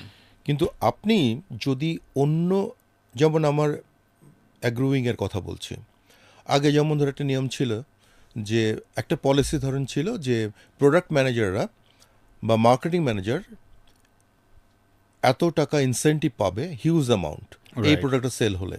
Right, sir. কিন্তু এখানে যদি আপনি পলিটিক্সের মধ্যে না গিয়ে যদি আপনি কোম্পানিকে যখন আপনি আর্নিং ফেজের কথা চিন্তা করবেন যে এখন আমার সাস্টেন করা দরকার, কোম্পানি বন্ধ হয়ে যেতে পারে যদি আমি ঠিকমতো আমার ক্যাশ ফ্লো ঠিক না থাকে। আমার প্রোডাক্ট ম্যানেজার সে তো স্যালারি পাচ্ছেই, Right. মার্কেটিং ম্যানেজার সে স্যালারি পাচ্ছে, টিএডিএ পাচ্ছে, অ্যানুয়াল ইনসেন্টিভ পাচ্ছে। Right. শুধু এই প্রোডাক্টটা বিক্রি করার জন্য সে কেন ইনসেন্টিভ পাবে? আপনি যদি এটা বন্ধ করতে পারেন, যুক্তি দিয়ে বন্ধ করবেন, কনভিন্স করে বন্ধ করবেন, গিয়েই মানে খুব অটোক্রেটিক হিসেবে যে আমি বন্ধ করে দিলাম, তা হবে না।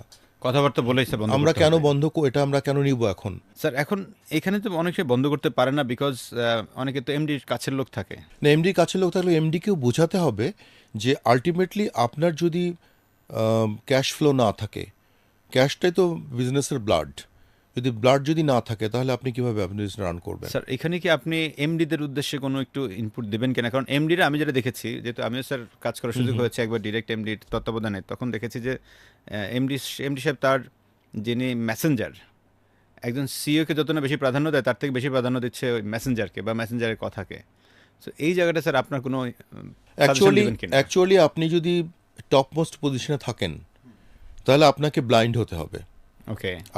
আপনাকে আপনি এমন চোখ দিয়ে দেখবেন, সবাইকে সমান চোখ দিয়ে দেখতে হবে। রাইট। কোনো কোনো কাউকে কোনো আপনি প্রিভিলেজ দিতে পারবেন না, তাহলে কিন্তু আপনি অবশ্যই আপনার একদিন ডার্ক সাইড চলে আসবে। ওকে। আপনাকে একদম অনেস্টলি নিউট্রাল থাকতে হবে, যে আপনার মনে হবে যে ওই অফিসার বা এই গ্রুপটা আমার এগেনস্টে, তাকেও আপনি যেভাবে ট্রিট করবেন, আপনি যাকে ফেভারেবল মনে করবেন তাকে আপনি ইকুয়ালি ট্রিট করবেন, তাহলে আপনি কিন্তু টোটাল পিকচারটা দেখতে পাবেন। তার মানে দাঁড়ায় যে একজন এমডি শুধুমাত্র তার মেসেঞ্জারকেই ট্রাস্ট না করে না, না, না। রেদার তার সিইও তাকেও যেন অ্যাটলিস্ট একটা ইকুয়াল চোখে দেখে বা ফেভারেবল চোখে সে দেখে। সবাইকে ইকুয়াল দেখতে হবে। না হলে হবে কি যে আপনি সবসময় একটা মেসেজ পাবেন, আপনাকে খুশি করার জন্য কিন্তু সে বলবে, এবং যে আপনার মেসেঞ্জার বা যে আপনার প্রিয় পাত্র সে জানে যে স্যার এই জিনিসটা খুশি হবে, সুতরাং ওইটাই আপনাকে বারবার মানে পুশ করতে থাকবে। অনেক এমডি তো মনে করে যে যদি সেটা পুশ করে আমি তো বুঝি কোনটা পুশ করে কোনটা করে না। না, আসলে কি বোঝে? আসলে আমি এটা বলবো না তিনি বোঝেন কিনা, আমি বলবো যে তিনি হয়তো বুঝতে চাচ্ছেন না, বুঝবেন না বোঝেন না, বুঝতে চাচ্ছেন না। তবে একটা সাকসেসফুল বিজনেসম্যান বা এমডি হতে গেলে আমি বলবো যে আপনাকে সবাইকে সমানভাবে দেখতে হবে। আমি একটা বাংলাদেশের একটা মাল্টিনেশনাল কোম্পানির এমডির উদাহরণ দিচ্ছি, নাম বলবো না, কোম্পানির নাম বলবো না। উনি কি করতেন, উনি প্রত্যেকদিন সকাল 10টার সময় টি ব্রেকের সময় কেউ টেবিলে টি খেতে চা নিতে পারবে না। ওকে। কথা ছিল each and everybody will come to the common place, tea কর্নারে সবাই আসবে এবং ওখানে ওয়াশম্যান যে ক্লিন করবে, ক্লিনার থেকে শুরু করে সবাই ওখানে উপস্থিত হবে, ওকে। এবং ওখানে কোনো টেবিলে কোনো ভাগ থাকবে না। রাইট। ডিরেক্টর, ম্যানেজার, ক্লিনার সবাই যে যার মতো বসবে, এবং ওখানে সবাই মানে ইকুয়ালি সমস্যা নিয়ে আলোচনা করতে পারে। সেখানে একজন ঝাড়ুদারও কিন্তু একটা সেলসের সলিউশন দিতে পারে, কোনো অসুবিধা নেই। বলা হবে যে আমরা এখান থেকে জেনে নিলাম, একজন লোক থাকতেন উনি নোট করতেন পয়েন্টগুলো, উনি পরে তখন ম্যানেজমেন্ট ডিসিশন নেওয়া হতো যে কোন পয়েন্টে আমরা আসতে পারি। কিন্তু উনি একা একা কারোর কাছে কোনো ডিসিশন নিতেন না কখনো, সবসময় জেনারেল ফর্মে নিতেন। এবং আমি বলবো যে উনি ওই সময় কোম্পানিটা বন্ধ হয়ে যাওয়ার কথা হয়েছিল, এবং প্রিন্সিপাল কোম্পানি দেশের বাইরে বলেছিল যে এটা রাখবো না আমরা, কিন্তু পরে উনি সেখানে পরে পরবর্তীতে বাংলাদেশের নাম্বার 1-এ নিয়ে আসছিলেন ওই সেক্টরে। ও মাই গড, তার মানে দাঁড়ায় যে একটা ডুবে যাওয়া কোম্পানিকে উনি এই একটা ফর্মুলাকে রান করে বাংলাদেশের নাম্বার ওয়ান হয়েছেন ওই সেগমেন্টে। তো এই যে নাম্বার ওয়ান হলেন, তার বড় রোলটা প্লে করেছেন কিন্তু এমডি সাহেব নিজেই। উনি তখন সবাইকে একটা ইকুয়াল প্ল্যাটফর্মে এনে সবার কাছ থেকে কথা শুনতেন। এক্স্যাক্টলি। ব্যক্তি মেসেঞ্জার, ব্যক্তি No, no, Ifti, no, no. ব্যক্তি অমুক, এরকম করে উনি এবং আলাদা- ওনার কথা ছিল যে door is open, everybody can come with some proposal. Okay. Solution নিয়ে আসবেন, কিন্তু প্রবলেম নিয়ে আসবেন, বাট ওই প্রবলেমের আপনার সলিউশন কি আপনি নিয়ে আসবেন। Very good. আমি এই জায়গাটিতে একটু নোট করতে চাই, সেটা হচ্ছে এই যে মাত্রই স্যার যেটা বললেন, প্রবলেম আনবেন ঠিকই, কিন্তু সলিউশন সহ আসতে হবে। এইটা যে কত একটা ইউনিক বিষয়, আমরা আমাদের ট্রেনিংয়ে সাধারণত পড়িয়ে থাকি একটা common concept, one problem two solutions. It means আপনার কাছে কোনো একজন কলিগ বা যে কেউ কোনো একটা প্রবলেম নিয়ে আসলো, এবার আপনি তাকে প্রশ্ন করেন যে ভাই আপনি তো প্রবলেমটা বলছেন, তো আপনার দৃষ্টিতে বলেন তো এটার সলিউশন কী কী হতে পারে। তো উনি হয়তো ওটার দুইটা সলিউশন বলবে, অ্যাট দ্য সেম টাইম আপনিও এটার দুটো সলিউশন ভাবেন। এই চারটা সলিউশন যখন আপনি চিন্তা করলেন, সেখান থেকে দেখবেন একটা না একটা আপনি অ্যাকশনে যেতে পারবেন। ওই অ্যাকশনটা যদি যিনি প্রবলেমটা নিয়ে আসছে তারটার সঙ্গে ম্যাচ করে ফেলে, তখন ওই মানুষটা না এটাকে ইমপ্লিমেন্ট করবে নিজে, ওনারশিপটা নিয়ে মনে করবে যে আমার জিনিস, আমি এটাকে সলভ করতেছি। এক্স্যাক্টলি। তখন কিন্তু আলাদা একটা গেম হয়ে যায়। সো স্যারের এই কথাটা আমার কাছে খুবই ভালো লাগছে স্যার। স্যার আমি যদি এবার একটু অন্য জায়গায় যাই আবার, আপনি তার মানে বেবিলনে ছিলেন এবং খুব সাকসেসফুল ছিলেন। সো বেবিলন থেকে আপনি পরে শিফটটা করলেন ম্যাকডোনাল্ডে। তো বেবিলন থেকে যে আপনি স্যার ম্যাকডোনাল্ডে আসলেন, বেবিলন কি আপনাকে ছাড়লো? আম, বিশাল বড় একটা ইতিহাস, আমাকে অনেক বড় ফাইট করে আসতে হয়েছে।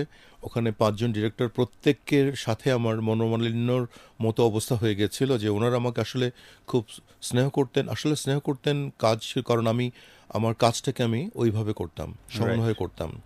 এবং আম, আমি with due respect to my all directors, আগে যারা ছিলেন, আমি ওনারা যথেষ্ট সম্মানীয় লোক এবং যথেষ্ট ভালো মানুষের লোক, ওনারা আমাকে যথেষ্ট স্বাধীনতা দিয়েছিলেন। এবং ব্যাবিলনের ইতিহাসে আমি ফার্স্ট সিইও যিনি, আমি কোম্পানির গাড়ি আমি বাড়িতে 24 ঘন্টা রাখতে পারতাম, এবং আমার পছন্দসই আমাকে গাড়ি কিনে দিয়েছিলেন। ওনারা কার ইউজ করতেন, আমি বলেছিলাম না আমার কাজের জন্য জিপ লাগবে, ওনারা কিন্তু ইম্পোর্ট করে এনে দিয়েছিলেন জিপটা, এবং আমাকে এতখানি প্রিভিলেজ দিতেন যে যাতে আমি ফার্স্ট ড্রাইভ করি। ওনারা চিটংয়ে পোর্ট থেকে আনার পরে ওনারা ট্রেনে করে গাড়িটা ঢাকায় নিয়ে আসছেন, ও এনে বাবা, আমাকে ফোন করছেন। আমি তখন হায়দ্রাবাদে একটা প্রোগ্রামে, আচ্ছা। বলছে যে আশিক কখন আসবেন, আপনার গাড়ি ওখান থেকে আমরা হেড অফিসে এনে রেখেছি, আপনি নিজে এসে ডেলিভারি নেবেন। মানে এই ধরনের ওনারা আমাকে আন্তরিকতা আন্তরিকতা দেখিয়েছেন। দেখিয়েছিলেন, এবং আমিও সেটা দেওয়ার চেষ্টা করেছি। ওকে। এবং মানে দেখা গিয়েছিল যে কতগুলো আগের যিনি একজন ছিলেন, তিনি অনেকগুলো, মানে আমি বলবো না যে ওনার হয়তো অজ্ঞতা ছিল, উনি কিছু ভুল করেছিলেন, ব্যবসা 4 কোটি মাইনাসে ছিল। আমি সেটাকে 10 মাসের মধ্যে সেটাকে পজিটিভে করে আমি প্রফিটে নিয়ে আসছিলাম কোম্পানিকে। ও দ্যাটস গ্রেট। এবং আহ, আমাদের কি বলি যে আমাদের যেগুলো ব্যাড এলিমেন্টস যেগুলো ছিল, সেগুলোকে আমি সমস্ত, ওনারা বুঝতেই পারেনি যে কে হয়তো নেগেটিভ রোল প্লে করছে বা কে খারাপ করছে। এবং তারা কিন্তু সবাই প্রত্যেক আলাদা আলাদা কোম্পানি তৈরি করেছে, ওখানে থাকা অবস্থায় নিউ কোম্পানি নিজেরা ডেভেলপ করে টাইম পাস করছিল এখানে। ও মাই গড, এগুলো তার মানে বাংলাদেশের এটা কিন্তু একটা sir common common common common. আমি এর আগে দেখেছি বিভিন্ন বড় বড় কোম্পানির সাথে কথা বলে, তাদের অনেক একটা মনের কথা বুঝতে পেরেছিলাম এরকমটাই। তারা বলছিলেন যে দেখো ইফতি, আমি যাকে সিইও বানাইছি, এই লোক নিজে আমার সমসাময়িক টাইপের আরেকটা বিজনেস রান করে, এক্স্যাক্টলি। প্রোডাক্ট ইম্পোর্ট করে, ও হচ্ছে এটাকে মার্কেটিং করতেছে, ও আলাদা চ্যানেল মেনটেন করতেছে, আমার অফিসে বসে আমার জিনিসটা করে সবকিছু। সব কিছু, ইভেন আমার ডিলারের কাছে ইভেন সে Exactly. বিক্রি করছে। এখানে তার মানে সে আরেকটা কোম্পানি বা শ্যাডো কোম্পানি তৈরি করছে আমার কোম্পানিতে বসে। তো এই যে কাজটা যিনি করলেন, যেই করুক না কেন, is it right or wrong? আমি বলবো যে ওনার সিইও হিসেবে বা টপমোস্ট ম্যান হিসেবে আর মানে থাকার কোনো নৈতিক অধিকার নেই। নৈতিক অধিকারই নেই ওনার। টোটাল ওনাকে ওকে। উচিত ছিল যে আমরা যখন চাকরি করি তখন কিন্তু আমাদের কিছু নৈতিকতা থাকতে হবে, যে Right. আমরা, আপনি যেটা বলেছেন আমিও দেখেছি, আমার অনেক অফিসার ট্যুরে গেছে 7 দিন ধরে, দেখা যায় আমার কাজ করছে 2 দিন, আমার অফিসের ফুয়েল, আমার অফিসের ড্রাইভার, আমার অফিসের গাড়ির lunch allowance, night hotel allowance সব কিছু ইউটিলাইজ করে তার প্রোডাক্ট বিক্রি করছে, এবং আমার ডিস্ট্রিবিউটরকে। তার মানে কি আমার বিজনেস এখানে শেয়ার হয়ে যাচ্ছে। রাইট। কিন্তু এটা তো কোনো নৈতিকতার প্রশ্ন যদি আসে তাহলে বলবো যে তার কোনো নৈতিকতাই নেই। এবং এই সমস্ত লোক কিন্তু প্রথমেই যদি বোঝা যায়, প্রথমে আমি বলবো প্রথমে এতে টার্মিনেট করে দেওয়া উচিত, যত ভালো কাজ করুক না কেন। যার নৈতিকতা নাই তাকে রাখা যাবে না, কারণ একটা কম পারফরমেন্স সম্পন্ন লোককে আপনি ডেভেলপ করতে পারেন, কিন্তু নৈতিকতাকে আপনি কখনো, যদি যার নৈতিকতা নেমে গেছে তাকে কিন্তু আপনি কখনো আর উঠাতে পারবেন না। রাইট। তার মানে স্যার দ্বারা যে সকল মানুষ, আমরা যারা এমডি হিসেবে আছি বা বিভিন্ন কোম্পানির মালিক হিসেবে আছি, ইভেন সিইও হিসেবে আছি, তাদের উদ্দেশ্যে একটা ছোট্ট মেসেজ এখান থেকে আসলো। সেটা হচ্ছে এই, আপনি যদি একই কোম্পানিতে চাকরি করে একই কোম্পানির লাইক প্রোডাক্ট তৈরি করে ওই কোম্পানির ফ্যাসিলিটিস ইউজ করে আপনি আপনার একটা বিজনেস উইং দাঁড় করিয়েছেন এবং এটা রান করছেন, তাহলে আপনি নৈতিকতার প্রশ্নে অনেক নামিয়ে ফেললেন নিজেকে। এই জায়গাটা থেকে যদি মালিক পক্ষ বুঝতে পারে, তাহলে সাথে সাথে উচিত ওই এমপ্লয়িকে আসলে টার্মিনেট করা, নাম্বার ওয়ান। নাম্বার টু হচ্ছে যে যে সকল মানুষ এই কাজগুলো করছেন তাদের প্রতি আমাদের বিনীত অনুরোধ যে একই কোম্পানিতে থেকে এই কাজটা না করে বরং আপনি অফকোর্স নিজে ওখান থেকে ছেড়ে দিয়ে দেন, একটা বিজনেস রান করতেই পারেন, কারণ আপনাকে সৃষ্টিকর্তা অনেক মেধা দিয়েছে সেই জায়গাটা। বিকজ আমরা কিন্তু আলটিমেটলি সৃষ্টিকর্তার কাছে যেতে হবে। সো যেহেতু তার কাছে যেতে হবে, তার কিছু দিক নির্দেশনা ফলো করা দরকার। আপনি একই কোম্পানি থেকে একই কোম্পানির প্রোডাক্ট আবার আলাদা একটা বিজনেস উইং তৈরি করবেন, this is a not right way. So এই জায়গাটাতে বিরত থাকাটা খুব জরুরি। হ্যাঁ, হতে পারে ইদানিংকালে স্যার আমরা দেখি যে অনেকে, আপনি সিইও আছেন কিন্তু আরেকটা বিজনেসের সাথে আপনি অ্যাড হয়েছেন, সেটা আপনার কোম্পানির সাথে কোনো রকম কন্ট্রাডিক্ট করে না বা কনফ্লিক্ট করে না। আপনি হয়তো অন্য একটা সেগমেন্টে, এবং সেটা আপনি স্যার আপনার অফ টাইমটাতে, লাইক আপনি হয়তো 6টায় আপনার কাজ শেষ, আপনি সন্ধ্যার পরে ওইখানে একটু সময় দিচ্ছেন 1 থেকে 1.5 ঘন্টা। স্যার এইটাকে আপনি কীভাবে দেখছেন? আমি এটাকেও অ্যাকসেপ্ট করব না, কারণ একজন সিইও বা একজন এমডি উনি একজন ফুল টাইম কিন্তু উনি নিয়োজিত আছেন। ওনার স্বপ্নে বলেন, ওনার অবসর বললেও কিন্তু ওই কোম্পানিকে বোঝাবে যে এখান থেকে উনি একদম টপমোস্ট দায়িত্বে আছেন, কারণ ওনাকে দেখে অনেকেই শিখবেন। ওকে। এবং আপনি যদি বলেন আমার 6টার পরে আমার দায়িত্ব নেই বা 5টার পরে, কিন্তু এটা ঠিক না। আপনার 24 আওয়ার্সে কিন্তু কোম্পানি কিনে নিয়েছে বা আপনাকে পে করা হচ্ছে ওই রকম স্যালারি দিয়ে। কারণ আপনার ওই সময়টা আপনি যদি এই যেখানে আছেন এক্সিস্টিং কোম্পানিতে ওটাকে যদি চিন্তা করেন বা তার ডেভেলপমেন্ট বা তার রেকটিফিকেশন নিয়ে চিন্তা করেন বা ফিউচার নিয়ে চিন্তা করেন, তাহলে কিন্তু ইনপুটটা অনেক ভালো আসবে, কোম্পানি গ্রোথ ভালো আসবে। কিন্তু আপনি যদি মনে করেন যে আমি 6টা পর্যন্ত এক্স কোম্পানির, 6টার পর থেকে ওয়াই কোম্পানির, আপনার তাহলে কি হলো যে আপনি ওনারশিপটা ডেভেলপ হলো না। স্যার আমরা যদি উন্নত বিশ্বে তাকাই, সেখানে তো দেখা যায় যে একজন মানুষ এক কোম্পানিতে কাজ করে সে আবার পার্ট টাইম আরেক কোম্পানিতে জব করে। সো সেখানে তো পার্ট টাইম, সে তো তার জবটাই contractual. He is not a full time employee, CEO অথবা এমডি। সে হয়তো আসছে, হয়তো একজন সেলস অফিসার, সে হয়তো বলছে যে আমি কমিশন ভিত্তিতে কাজ করব, সুতরাং ওখানে কন্ট্রাকচুয়াল কাজ করছে। সো স্যার আমরা এটা একটু কন্ট্রাডিক্টরি আছে অনেকের ক্ষেত্রে, হয়তো মনে করবে। সো যারা দেখছেন, কন্ট্রাক্টরি হলেও আমি বলবো, যদি আপনি ইভেন আপনি মনে করেন আপনি যদি ব্যক্তিগত জীবনে আসেন, একটা ওয়াইফ বা একটা হাজব্যান্ডের কথা চিন্তা করেন, তার যদি একটা ওয়াইফ অ্যান্ড গার্লফ্রেন্ড ওকে, যদি দুজনকে কনসিডার করেন, তাহলে কিন্তু দুজনকে কিন্তু সমানভাবে সে ইকুয়ালি ট্রিট করতে পারবে না, কখনোই কিছু না। শেয়ার হবে। তো আপনার যদি কোম্পানি যদি এরকম হয়, তাহলে আপনি কিন্তু ইকুয়ালি ট্রিট করতে পারবেন না। কঠিন এক্সাম্পল দিচ্ছেন স্যার। সো এই জায়গাটাতে আমরা একটা ক্লোজিংয়ে আসতে চাই স্যার। ক্লোজিংটা হচ্ছে এই, তাহলে আমরা যারা দেখছেন তাদেরকে বলতে চাই, আপনি যদি করেনও, ওই যে আমাদের মুসলমান ধর্মে আছে যে আমরা 4টা বিয়ে করতে পারি, রাইট? তার মানে আপনার প্রথম মিসেসকে অ্যাগ্রি করে দেন আপনি আরেকটা বিয়ে করেন, ব্যাপার না। সিমিলারলি আপনিও এই কোম্পানিতে থেকে যদি অন্য কিছু করতে চান, আপনার বর্তমান কোম্পানির এমডি বা সিইও যিনি আছেন না কেন, তার সাথে কথা বলে উনি যদি আপনাকে গ্রিন সিগন্যাল দেয়, তবেই আপনি আরেকটা জায়গায় ওইটুকু ইনপুট দিতে পারেন। আদারওয়াইজ আমার কাছে মনে হয় যে স্যারের কথা হচ্ছে যে আপনি আপনার বর্তমান যেটা আছে সেটাতেই আপনি ফোকাস করেন, রাইট স্যার? এক্স্যাক্টলি, কারণ আমার জানা মতে টপ কর্পোরেট কোম্পানিগুলো একটা এগ্রিমেন্ট সই করে নেয় যে আমি যতদিন এই কোম্পানিতে থাকবো, সিমিলার ট্রেডে আমি কখনো কিছু করব না বা আমি ওন বিজনেস করার চেষ্টা করব না। যদি জানাজানি হওয়া মাত্র অটো টার্মিনেট হয়ে যাবো আমি এখান থেকে। রাইট, এটা অনেক কোম্পানির এই জিনিসটা অবশ্য করা আছে, সিগনেচার করতে হয়। স্যার এখানে আমার, যেহেতু আমি ট্রেনিং নিয়ে কাজ করছি, আমি কিছু জিনিস ফেস করি, সেজন্য ভাবলাম যে আপনার মাধ্যমে কথাটাকে আমরা একটু তুলে ধরি। আমাদের এখানে অনেক কোম্পানি আছে, তার এমপ্লয়ীদেরকে তো কোম্পানি ট্রেনিং করাই না। অন দ্য আদার হ্যান্ড, তার কোম্পানি কোনো এমপ্লয়ি যদি ট্রেনিংয়ের জন্য ছুটি চায়, তাও দিতে চায় না। ইভেন আমি আপনার হিউম্যান রিসোর্স ম্যানেজমেন্টের উপরে পিজিডি কোর্স করাই, এবিপির সাথে ক্লাস নেই। তো সেখানে আমি অনেকরে পাই যিনি এইচআরে কাজ করছেন, assistant manager, deputy manager, GM, এরকম অনেক লোক বলে যে ভাই আমি তো অফিস থেকে ছুটি নেই নাই, অফিস জানে না যে আমি এই কোর্সটা করতেছি। আচ্ছা, সো এই জায়গাটাতে আসলে কি সঠিকভাবে হচ্ছে, বা এখানে আসলে আপনার এখানে আমি একটু পিছন থেকে আসি। ট্রেনিং মানেটা কি প্রথমে আমাকে বুঝতে হবে। ট্রেনিং মানে আমি এখন যেটা করতে পারছি না, একটা প্রসেসের মাধ্যমে গেলে আমি ওইটা করতে পারবো।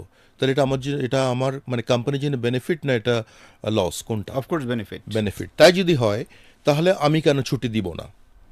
আর প্রথম প্রশ্ন হচ্ছে যে আমার এমপ্লয়কে আমি কেন ওন অ্যারেঞ্জমেন্টে ট্রেনিং দিব না? স্যার অনেকে তো দেয় না, আবার ঠিক অনেকে আছে, দিল না, যখন মনে আমি করে যে যদি শিখে যায় সে তো আমার কোম্পানিতে থাকবে না, চলে যাবে। আম, চলে যাওয়ার মতো যদি আপনার এনভায়রনমেন্ট তৈরি না করেন তাহলে সে কেন মানুষ, একটা কথা হচ্ছে যে খুব একটা গ্রামে একটা কথা আছে, বিশেষ করে ইন্ডিয়াতে, পুরুষ মানুষ পুরনো জায়গা, বসার আড্ডা দেওয়ার জায়গা বা যেখানে বসে থাকে সেই জায়গা, পুরনো জুতা এবং প্রথম বউকে ত্যাগ করতে চায় না, কারণ সে কমফোর্ট ফিল করে জায়গাগুলোতে। রাইট। এখন চাকরি যেখানে আপনি করছেন, আমি চাইবো আমি যদি চাকরি করি, কর্মী হই, আমার এই প্লেসটাতে আমি কমফোর্টেবল। ওকে। এই আমি সব কিছু বুঝি ব্যাপারটা। সুতরাং আমি যদি ট্রেনিং করতে চাই, আমার মালিকের উচিত হবে ফান্ডটাকে তাকে অথরাইজ করা যে হ্যাঁ তুমি ট্রেনিং করে আসো, তাকে ফান্ড দিয়ে হেল্প করা। কারণ এটা প্যাসকেলের একটা সূত্র আছে ফিজিক্সে, যে আপনি কোনো লিকুইডের উপরে যদি একদিক থেকে 5 পাউন্ড বল প্রয়োগ করেন, তাহলে ওটা অপোজিট দিকে 25 পাউন্ড হিসেবে ব্যাগ বেরিয়ে যাবে আর কি। ওকে।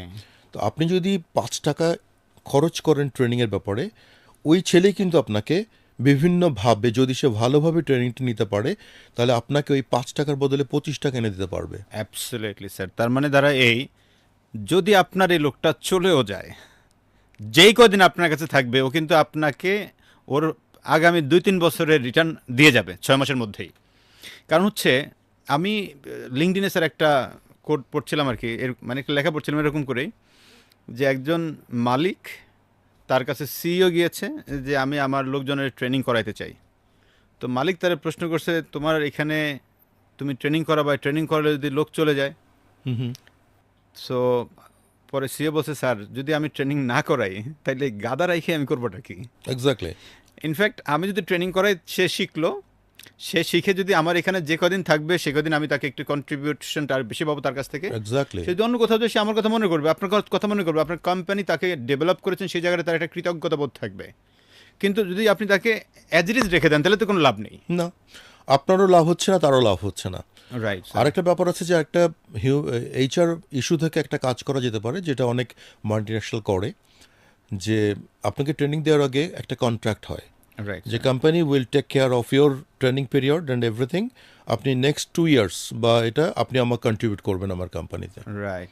রাইট স্যার, এটাও কিছু কিছু কোম্পানির আছে। তার মানে যে সকল কোম্পানিতে এরকম রুলসটা নেই, আপনি চাইলে এটাকে ইমপ্লিমেন্ট করতে পারেন যে আপনি ট্রেনিংয়ের জন্য যে বাজেটটা দিচ্ছেন সেটা নিয়ে আপনার এমপ্লয়ির সঙ্গে একটা টার্মস অ্যান্ড কন্ডিশন বা এগ্রিমেন্ট করে নিতে পারেন যে ইয়াস আমি আপনার পিছনে এই 1 লাখ টাকা মানে ব্যয় করলাম, সো 1 লাখ টাকা বিনিময়ে আপনি আগামী 2 বছর আমাকে এখানে চাকরি করবেন, আপনার টোটাল মেধারে এখানে কাজে লাগাবেন। That's good one. স্যার আমরা পরের পার্টটাতে যেতে চাই এবার। আপনি তাহলে, আমি শুনলাম স্যার আপনি বেবিলন থেকে যেদিন বেরোচ্ছিলেন সেদিন আপনার যে দরজা নাকি আছে, একটা বিশাল দরজা। হ্যাঁ, ওনারা বলেছিলেন যে আশিক সাহেব এখান থেকে আপনি যেতে পারবেন না, কারণ কারণ আমরা আপনাকে সমস্ত স্বাধীনতা দিয়েছিলাম সব কিছু করার, আপনি ছিলেন বলে আমরা এখানে নিশ্চিন্তে এই কাজটা করছিলাম। যখন আপনি তখন আমি আসলে মানে বলছিলাম, স্যার আমার যেহেতু আরেক জায়গায় কথা দিয়ে ফেলেছি, আমার কমিটমেন্টের ব্রেক করা আমার জন্য খুব প্রবলেম, সে কারণে আমার যেতে হবে। তো ওনারা আসলে আমাকে এতই স্নেহ করতেন যে ওনারা যতই আটকাতে চেয়েছিলেন, কিন্তু ওনারা আমাকে বললেন ঠিক আছে যান। কিন্তু ওনারা দীর্ঘদিন আমার সঙ্গে কোনো কথা বলতেন না, ও ফোনে কথা বললেও, যোগাযোগ করলেও ধরতেন না। পরবর্তীতে আস্তে আস্তে এটা আবার রেগুলার হয়েছে যে কথাবার্তা বলি ওনারা। তাহলে আপনি যখন বেবিলন থেকে আপনি আসলেন McDonald Bangladesh Limited, so McDonald Bangladesh Limited যে এগ্রি বিজনেসের one of the largest company, এবং আপনি সেখানে আসলেন, ওটা যিনি managing director mister Sarwar Kamal, উনি আপনার সঙ্গে কথা বলেছেন এবং উনি আপনার সঙ্গে চুক্তিবদ্ধ হয়ে দেন আপনি এখানে জয়েন করলেন। সো যখন আপনি আসলেন তখন এই কোম্পানির বিক্রি ছিল কত? তখন এটার বিক্রি ছিল এই বছরের 2017 আমি মে মাসে জয়েন করি। এই বছরের টার্গেট ছিল প্রথমে 86 crore টাকা, 86 কোটি টাকা। এবং আমি যখন মে মাসে 11 তারিখে জয়েন করি তখন পর্যন্ত মানে মান্থলি যে অবজেক্টিভ বা বাজেট ছিল তার 40%-এর মতো বিহাইন্ড ছিল। ওকে, তার মানে আপনি যখন জয়েন করলেন তখন বিক্রি ছিল তার আগের বছর করলো তার আগের বছর ৭৭ কোটি ছিল, টাকা, আর ওই বছর টার্গেট নিয়েছিল ৮৬ কোটি ৮৬ টাকা। কোটি টাকা। এবং আপনি যখন জয়েন করলেন মেতে তখন 40% বিহাইন্ড ছিল। বিহাইন্ড ছিল, কারণ এখানে একটা প্রবলেম ছিল যে ওই সময় মানে কিছু ক্রপ মানে ঠিক মতো মানে অ্যাজ প্ল্যান্ড বা অথবা অ্যাজ মানে অ্যাজ পার ইমাজিনেশন হয়নি আর কি স্যার, মার্কেটটা। আমি যতটুকু জানি যে আপনি এই ৮৬ কোটি তো খুবই কম, আপনি ওই ৬ মাসে, যে মাসে আপনি জয়েন করলেন, এই মাস থেকে শুরু করে ডিসেম্বর, ডিসেম্বর এই পর্যন্ত ৬ মাসের মধ্যে আপনি ওই কোম্পানির ১৫০ 50 কোটিতে কোটি। নিয়েছিলেন, যেটা জাস্ট আগের বছরের ডাবলেরও বেশি। ডাবলের বেশি, এক্স্যাক্টলি। এটা কিভাবে সম্ভব হলো? অ্যাকচুয়ালি আমি ইফতি আমার একটা থিওরি আছে, আমি সব জায়গাতে এটা দেখি যে কত হয়েছে, দ্যাটস এ ফিগার। এখন আমি কিসের উপর ভিত্তি করে এটা অ্যাচিভ করেছি আই ডোন্ট নো, কারণ আমার কথা হচ্ছে যে মার্কেটটাকে জানতে হবে। আমি প্রথমেই বলি, সেলসম্যান বলেন বা যে কেউ বলেন যে নো ইয়োর মার্কেট। Okay. আপনার মার্কেটে আপনি কতটুকু আছেন সেটা হচ্ছে আপনার ইম্পর্ট্যান্ট। আমার ৮৬ কোটিতে আমি হ্যাপি থাকতে পারতাম বা ১০০ কোটির দিকে হ্যাপি থাকতে পারতাম, কিন্তু আমার থিওরি বা আমার আমার মানে বুদ্ধিতে যেটা বলে যে সেলস অনেকটা মানে মানে ঘরে বাতাসের মতো, যে আপনি একটা বাতাস শূন্য ঘরে যদি একটু ছিদ্র করে বলেন যে 70% বাতাস আসবে, 30% এমটি থাকবে, ইম্পসিবল। Impossible, তো right. ওরকম মার্কেটেও কিন্তু একটা ফ্লো থাকে। মার্কেটে যদি আপনি মনে করেন যে আপনি ৮৬ কোটি বা ১০০ কোটি বিক্রি করে আমি বসে থাকবো, কিন্তু না, কাস্টমারের নিড থাকবেই, ওটাকে অন্য কোম্পানি ফুলফিল করবে। আলটিমেটলি আপনি কিন্তু মার্কেটটা হারাতে থাকবেন। Right. তখন আমি আম, আমার চেয়ারম্যান সাহেব বললেন যে, স্যার কমল বললেন যে এটাকে কত বাড়ানো যায় দেখো, ২০০ করা যায় কিনা। আমি বললাম স্যার আমাকে দেখতে হবে কি করা যায়, ১২০ হতে পারে, যেটা হবে সেটা আমি আপনাকে জানাবো, যেটা অথেন্টিক হবে। তখন আমি দেখলাম যে বাজেটিংয়ের স্টাইলটা কী ছিল। এখানে বাজেট ছিল যে এবছরে বিক্রি করেছি ১০০ টাকা, আগামী বছরে ১২০ টাকা করব। কোনো লজিক ছাড়া নাকি এমনিতে এটা just- এটা লজিক ছাড়া, যে আমি ১০০ করেছি, 20% লোড দিচ্ছি আমি, এটাই তো Okay. বিশাল। মার্কেট আমার গ্রো করছে 5 to 7%, I am growing 20%, is huge growth, সবাই Okay. খুশি। Okay. বাট এটা কিন্তু অ্যাকচুয়ালি আপনার বাজেটের কোনো, আমি সব বিজনেসে কিন্তু বলবো বাজেটের এটা কোনো ফর্মুলা না।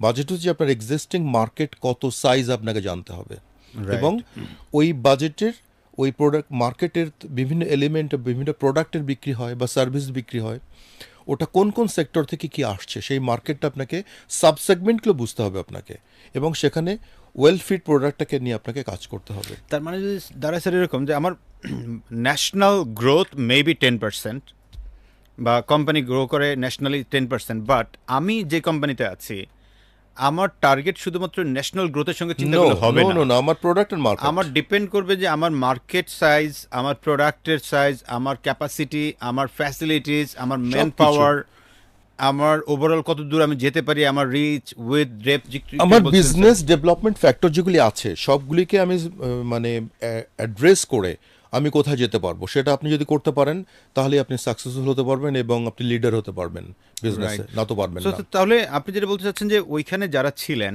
এর আগে, ওনারা যে ৭৭ কোটি টাকা করলেন, তার আগের বছরে আপনি পরের বছরই করলেন এটা ১৫০ কোটি টাকা, এই যে বড় গ্রোথটা হলো, তাহলে এই গ্যাপটা আপনি পেয়েছিলেন কোথায় কোথায়? গ্যাপটা আমি পেয়েছিলাম মোস্টলি সবাই যে প্রোডাক্ট ভলিউম বেসড মার্কেটিংও করতো বা ভলিউম বেসড বাজেট করতো, ওকে। এই ভলিউম করেছে, আগামী বছর এই করব। কিন্তু আর প্রত্যেক বছরে তো প্রোডাক্টের দাম বাড়ে, আপনি যদি ভলিউম ডিক্রিজও করেন তাহলে তো আপনার প্রোডাক্টের যেহেতু দাম 10 to 20% বেড়ে যায়, আলটিমেটলি আপনার বাজেট মানে টার্ন ওভারও বাড়তে থাকে। কিন্তু আমার কথা হচ্ছে আমি প্রাইসে বাজেট করতে রাজি না।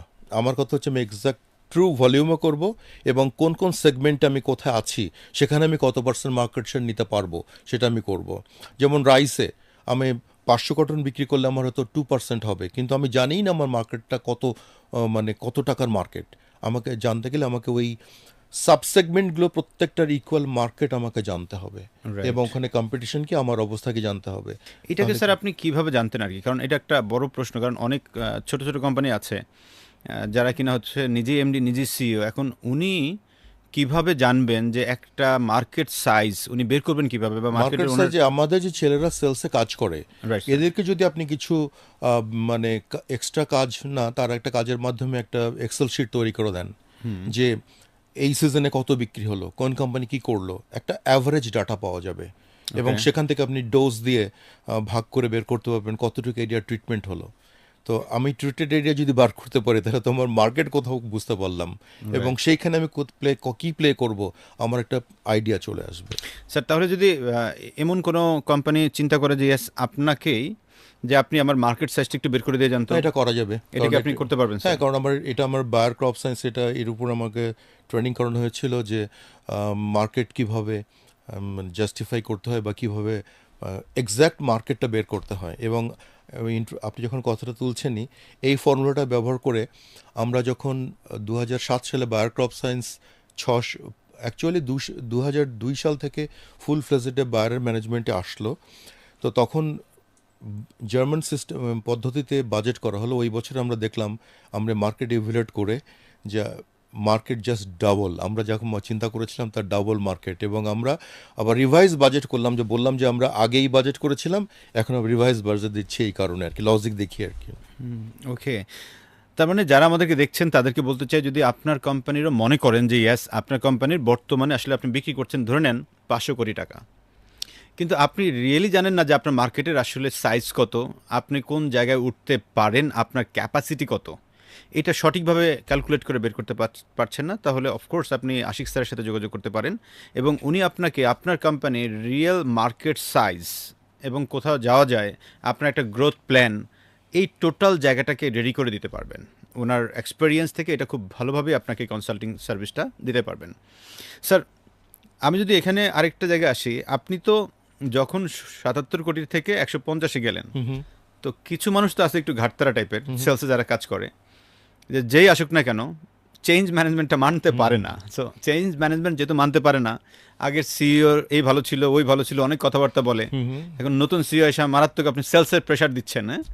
সো এটা ম্যানেজ করলেন কিভাবে? এরকম কোনো একটা আমি অ্যাকচুয়ালি incidence? প্রেশার তাদেরকে এই ফিল্ডটা দিয়েছিলাম যে this is not A pressure, এটা এই গ্যাপটা আছে, তুমি এটাকে জায়গাটা দখল করো, না হলে কিন্তু তুমি মার্কেট থেকে বেরিয়ে আসবে। এবং কি করতে হবে, আর তুমি আইডিয়া তৈরি করো, তুমি প্রোগ্রাম তৈরি করো, আমি তোমার সঙ্গে কাজ করব। আর না হলে আমি যদি দিই তাহলে তুমি মনে করবা যে আমার উপর চাপিয়ে দেওয়া হলো, বরঞ্চ you come with the proposal, আমি সেখানে কোনো রেক্টিফিকেশন থাকলে আমি দিব। স্যার তার মানে আপনি ডাউন টু টপ অ্যাপ্রোচে গেলেন। হ্যাঁ, আমি ডাউন টু টপ অ্যাপ্রোচ পছন্দ করি, সবসময় আমি এটা পছন্দ সবসময় করি। পছন্দ করেন। বর্তমানে যেটা দেখি স্যার, ম্যাক্সিমাম কোম্পানিগুলো টপ টু ডাউন অ্যাপ্রোচে যায়। এটা এই জন্য ট্রু মার্কেটিংটা হয় না, ট্রু বিজনেসটা হয় না।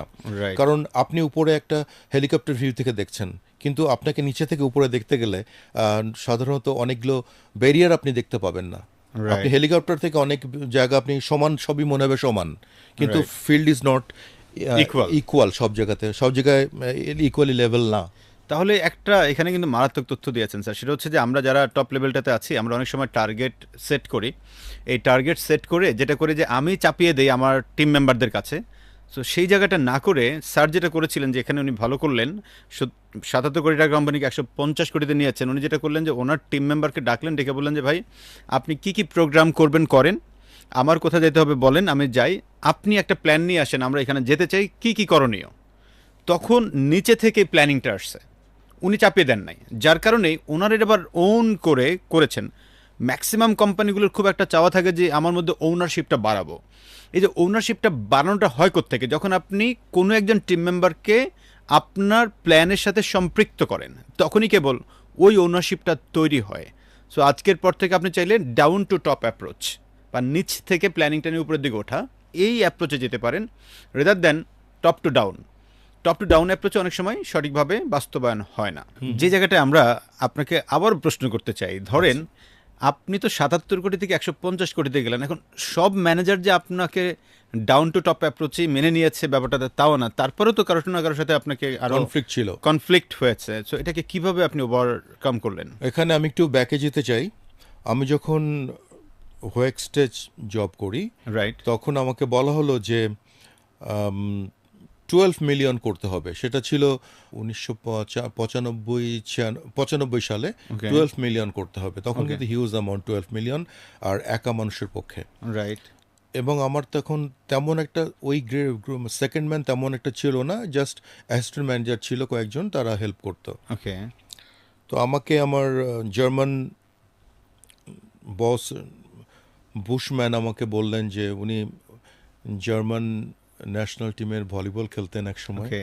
অনেক আমার থেকে আরো 5 হাত লম্বা। আচ্ছা। তো উনি আমাকে, আমি ওনার দিকে মুখ উঁচু করে তাকিয়ে আছি, উনি আমাকে বলছেন যে I think you can do this, okay. and if you cannot do this, just take 3 months leave, okay. and recommend your next man who can run this business. Right. If he succeed, you need not to come again because you will take the permanent leave. Oh my God. Otherwise, you will come back. It means সে আপনাকে বলছে যে ভাই তুমি 3 মাসের প্রয়োজনে ছুটি নাও, তুমি পারবে কিনা বলো, যদি না পারো 3 মাসের ছুটি নাও, নিয়ে হচ্ছে তোমার সেকেন্ড ম্যানকে আমাকে দাও, যদি সে পেরে যায় তো খুব ভালো, আর যদি সে না পারে তাহলে তুমি আবার আবার আসবা, join করবা। পেরে গেল তাহলে তুমি পার্মানেন্টলি। তো এটা ছিল এক ছেড়ে ধরনের, দেবা। এটা ছিল এক এক সময় লিডারশিপে কিছু কিছু সময় দরকার হয় যে আপনি মানে যাদেরকে পারছেন না কোনোভাবে কনভিন্স করে, মোটিভেট করে, এবং তাকে আপনার দরকারও, আপনি প্রথমেই যদি গিয়ে, আমি ইচ্ছা করলে ওই ধরনের ছেলেদেরকে, তখন আমাকে ম্যাকডোনাল্ডের মানে চেয়ারম্যান আমাকে অথরিটি দিয়েছিলেন, যারা তোমার সঙ্গে কোঅপারেট করবে না স্যাক করে দাও। কিন্তু আমার একটা মানে আমি একটা ছোট্ট গল্প বলি আপনাকে এ প্রসঙ্গে। আমরা সবাই কিন্তু জানি খরগোশ এবং কচ্ছপের গল্পটা। Right sir. ঘুমিয়েছিল, চলে গেল, ইত্যাদি ইত্যাদি অনেক কিছু আমরা শিখেছি। কিন্তু মার্কেটিং পিপলরা এই গল্পটাকে আবার অন্যভাবে ব্যবহার করে। Right sir. দ্বিতীয় দিন খরগোশ আগে দৌড়ে চলে গেল বলে, তারপরে কচ্ছপ আস্তে আস্তে গিয়ে পৌঁছলো, হেরে গেল। কিন্তু থার্ড একটা স্টোরি বার করেছে আমাদের মতো মার্কেটিং পিপলরা আর কি। ওকে। গল্পটা হচ্ছে এরকম যে মাঝখানে একটা নদী আছে, right sir. Final finishing mark হচ্ছে নদীর ওপারে। ওকে। এখন খরগোশ একটানা দৌড়ে এসে, স্টার্টিং মার্ক থেকে দৌড়ে এসে নদীর পাড়ে এসে আর কিছু করতে পারছে না। যেতে পারছে না। তখন কচ্ছপ অনেকক্ষণ পরে আস্তে আস্তে এসে বলল যে এক কাজ করো, তুমি আমার পিঠে ওঠো, ওকে।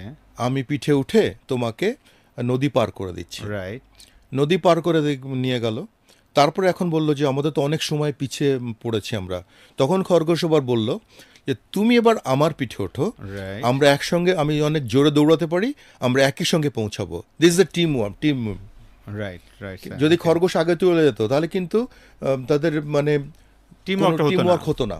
রাইট। তো এইটা হচ্ছে একটা গল্প, ওকে। আমি এটাই ফলো করি, যে আমি বাদ দেবো প্রথমেই, কারণ তারা তো কিছুদিন কাজ করেছে বা তাদের একটা জানাশোনা আছে, কন্ট্রিবিউশন আছে, তাকে আমি মোটিভেট করার চেষ্টা করি। বাদ যদি ফেল করি তাহলে যদি বাদ দিতাম, তাহলে আমাকে নতুন ব্লাড আনলে তাকে দিয়ে কাজ করাতে কিন্তু আমার অনেক সময় লাগতো, অনেক জিনিস শিখাতে অনেক হতো, শিখাতে হতো, অনেক কিছু হতো। অনেক কিছু। এখন আমি যদি একটু স্লাইড তাকে বলি যে একটু সামান্য এই সময় ক্ষেত্রে যদি এটা ওই ধরনের ব্যাপার না, যে আপনি যদি না পারেন তাহলে একটু বলেন যে আপনাকে আসলে আমি একটু কদিন টায়ার্ড হয়ে গেছেন, আপনাকে একটু নতুন জুনিয়র ছেলেকে দিয়ে একটু কাজটা করিয়ে নিয়ে আপনি আবার ফিরে আসবেন।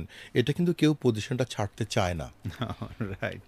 ছাড়তে চায় না, কারণ সে মনে করবে এটা কিন্তু হিউম্যান নেচার, যে আমি এতদিন কষ্ট করলাম, এই সাকসেসটা যদি আমি না দেখাতে পারি তাহলে আরেকজনকে কিন্তু ক্রেডিটটা চলে যাবে, তাহলে আমার কোনো মানে মানে ক্রেডিট থাকবে না। তো মানুষ কিন্তু তার নিজের এই মানে ক্রেডিটটা নেওয়া খুব পছন্দ করে এবং সে তখন সর্বোচ্চ লেভেলের ড্রাইভ দেওয়ার চেষ্টা করে। আর ওখানে আমার আরেকটা সবাইকে বলবো যে একটা ব্যাপার করতে হবে, যে আমরা নর্মালি টপ ম্যানেজমেন্ট থেকে মানে একদম গ্রাউন্ড লেভেলে আমরা একটা কী বলে একটা ডিফেন্স মেকানিজম তৈরি করি। আমার কাছে উনি আসতে পারবেন না, আমার কাছে আসতে গেলে মার্কেটিং ম্যানেজার হয়ে আসতে হবে, এই ধরনের করা যাবে না। সিনিয়র কখনো মনে করবে না he is my junior, junior ভাবতে পারে হি ইজ মাই সিনিয়র, কিন্তু আমাকে যেতে হবে। আমি ম্যাকডোনাল্ডে কখনো বলতে পারবে না আমার সামনে তো সবাই বসতেন, কেউ আমার কাছে আসবে আমি কাউকে ডেকে আনতাম না, আমি প্রত্যেকের টেবিলে যেতাম, যে আপনি কি করছেন বা আপনার এই কাজটা আমাকে একটু বুঝতে হবে, স্যার আপনার রুমে আমি যাচ্ছি, না দরকার নেই আমি এখানেই বসবো, যাতে তারা ফ্রি বোধ করে, যাতে তারা মনে করে যে না আমার একটা ইম্পর্টেন্স আছে। স্যার আমরা তো যেটা করি সাধারণত, আমি সিইও, সো এই শাফায়েত একটা ফাইল নিয়ে আসেন তো আমরা বুঝান, এই সাজ্জাদ এটাকে নিয়ে আসেন আমাকে বুঝান। এটা কোনো কোয়ালিটি ম্যানেজমেন্ট, এটা হচ্ছে মানে গভর্নমেন্ট অফিসিয়ালের একটা অ্যাপ্রোচ এরকম হতে থাকে, ব্রিটিশ অ্যাপ্রোচ যেটা, কিন্তু এখন ব্রিটিশরাও এরকম অ্যাপ্রোচ করে না। এখন কথা হচ্ছে যে যার টেবিলে যার কাজ, আপনার কাছ থাকলে আপনি আমার কাছে আসবেন, আমার কাছ থাকলে আমি আপনার কাছে যাব। এটার মধ্যে কোন রকম ওই ক্লাসিফিকেশন করে বসিং টসিং বসিং এগুলো এটা স্যার করলে আপনার টিম ওয়ার্ক কখন হবে না। কারণ টিম যদি আপনি না করতে পারেন, আপনি টিমের রেজাল্ট কখনো পাবেন না। আপনি ফুটবল খেলার কথা চিন্তা করেন, ক্রিকেটের কথা চিন্তা করেন, যারা বুকি, যারা জুয়া খেলে ব্যাপারটা নিয়ে, তারা কিন্তু দু একজনকেই মাত্র বুকিং করে যে তুমি এই গোলটা ধরো না, তুমি এই বলটা ধরো না। পুরা ম্যাচ ঘুরে যায়। সবাই ভালো খেললো, Right. 10জন ভালো খেললো, একজন যদি ক্যাচ ছেড়ে দেয় তাহলে কিন্তু ম্যাচটা ঘুরে যায়। তার মানে আপনাকে 11 জনকে নিয়েই কাজ করতে হবে। তো আপনি টিমে যদি 50 জন, 100 জন, 1000 জন থাকে, আপনি সবাইকে সমানভাবে যদি আপনি এগিয়ে না নিতে পারেন, তাহলে কিন্তু সো স্যার এইখানে যে আমরা যেটা দেখি যে আপনি যেটা বলছেন যে আসলে যারা ফিল্ডে থাকে অথবা যারা কাজ করছে, আমি সিইও হই আর যেই হই না কেন বা টপ পজিশনে হই না কেন, আমি তার কাছে যাব, তার কাছ থেকে কথাটা জানবো, তখন সে তার নিজের মনে করবে আমাকে। কিন্তু আমরা বাস্তবিক প্রেক্ষাপটে যেটা দেখি যে বাংলাদেশের কর্পোরেট কালচারে, যেহেতু আমি স্যার কর্পোরেট লেভেলটাতে কাজ করেছি, দেখেছি যে এখানে কর্পোরেট পলিটিক্সের কারণে সিইও তার নিজস্ব একটা এরিনা থাকে, এমডি সাহেবের আবার আরেকটা গ্রুপ থাকে। রাইট। সো এখানে সিইও সাহেব অলওয়েজ তার গ্রুপকে প্রাধান্য দেয়, এমডি সাহেব তার গ্রুপকে প্রাধান্য দেয়। একই কোম্পানিতে মানে একটা দুইটা গ্রুপ তৈরি হয়, অথবা যদি সিইও থাকে এক গ্রুপের, জিএম হচ্ছে আরেক গ্রুপ, হুম হুম হুম মানে এটার মধ্যে একটা গ্রুপিং তৈরি হয়। তো এই যে জায়গাটাতে আমি ধরেন একজন সেলস এক্সিকিউটিভ অর আমি একজন অ্যাসিস্ট্যান্ট ম্যানেজার সেলস, আমি আসলে কার পক্ষে যাব?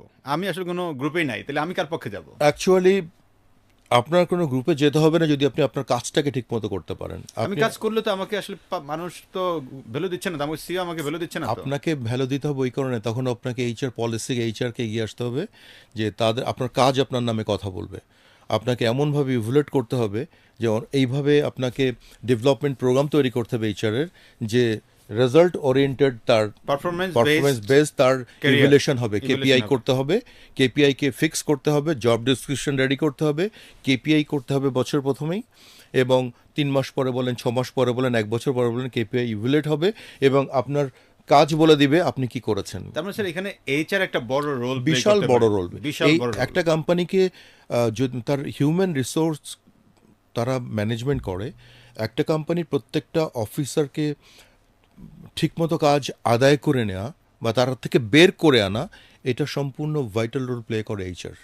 ওকে ওকে। এবং এই যে আপনার গ্রুপের কথা বলছেন, এটা কিন্তু এইচআর উইকনেসের জন্য এই গ্রুপিংটা তৈরি হয়। তার মানে এখানে এইচআর হচ্ছে একটা বড় রোল প্লে করতে পারে একটা কোম্পানির কর্পোরেট পলিটিক্স কমানোর জন্য।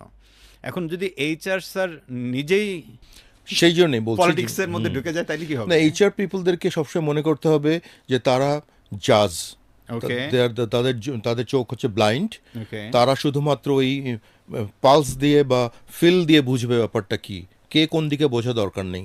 এইচআরদের যদি সাকসেসফুল এইচআর বা গুড এইচআর কখনো কোনো দিকে হেলবে না তাদের। তার মানে আমরা যদি স্যার বাংলাদেশের প্রেক্ষাপট চিন্তা করি, সুপ্রিম কোর্ট বা হাইকোর্ট বিচারপতি যারা আছেন, তার মানে একটা কোম্পানিতে এইচআর হচ্ছে বিচারপতি রোলে আছে। এক্স্যাক্টলি।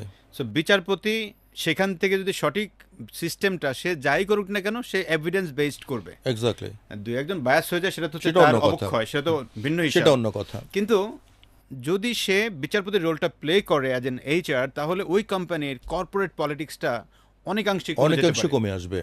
আর এবং একটা সেখানে সে পারফরমেন্স বেসড মূল্যায়ন যেটা বা কেপিআই সেট করা, এই বিষয়গুলো তো অনেক স্ট্রিক্ট থাকবে। ইভেন একটা এইচআর ম্যানেজারের ক্ষমতা আছে সিইওকে মানে তার পারফরমেন্স ইভ্যালুয়েট করার।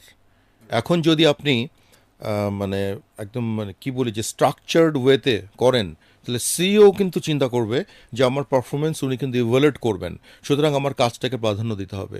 আপনি তখনই আপনি পলিটিক্স করবেন যখন আপনার লোড কম থাকবে, রাইট স্যার। তখন আপনার অন্যদিকে মাথা যাবে। বুঝতে পারছি স্যার।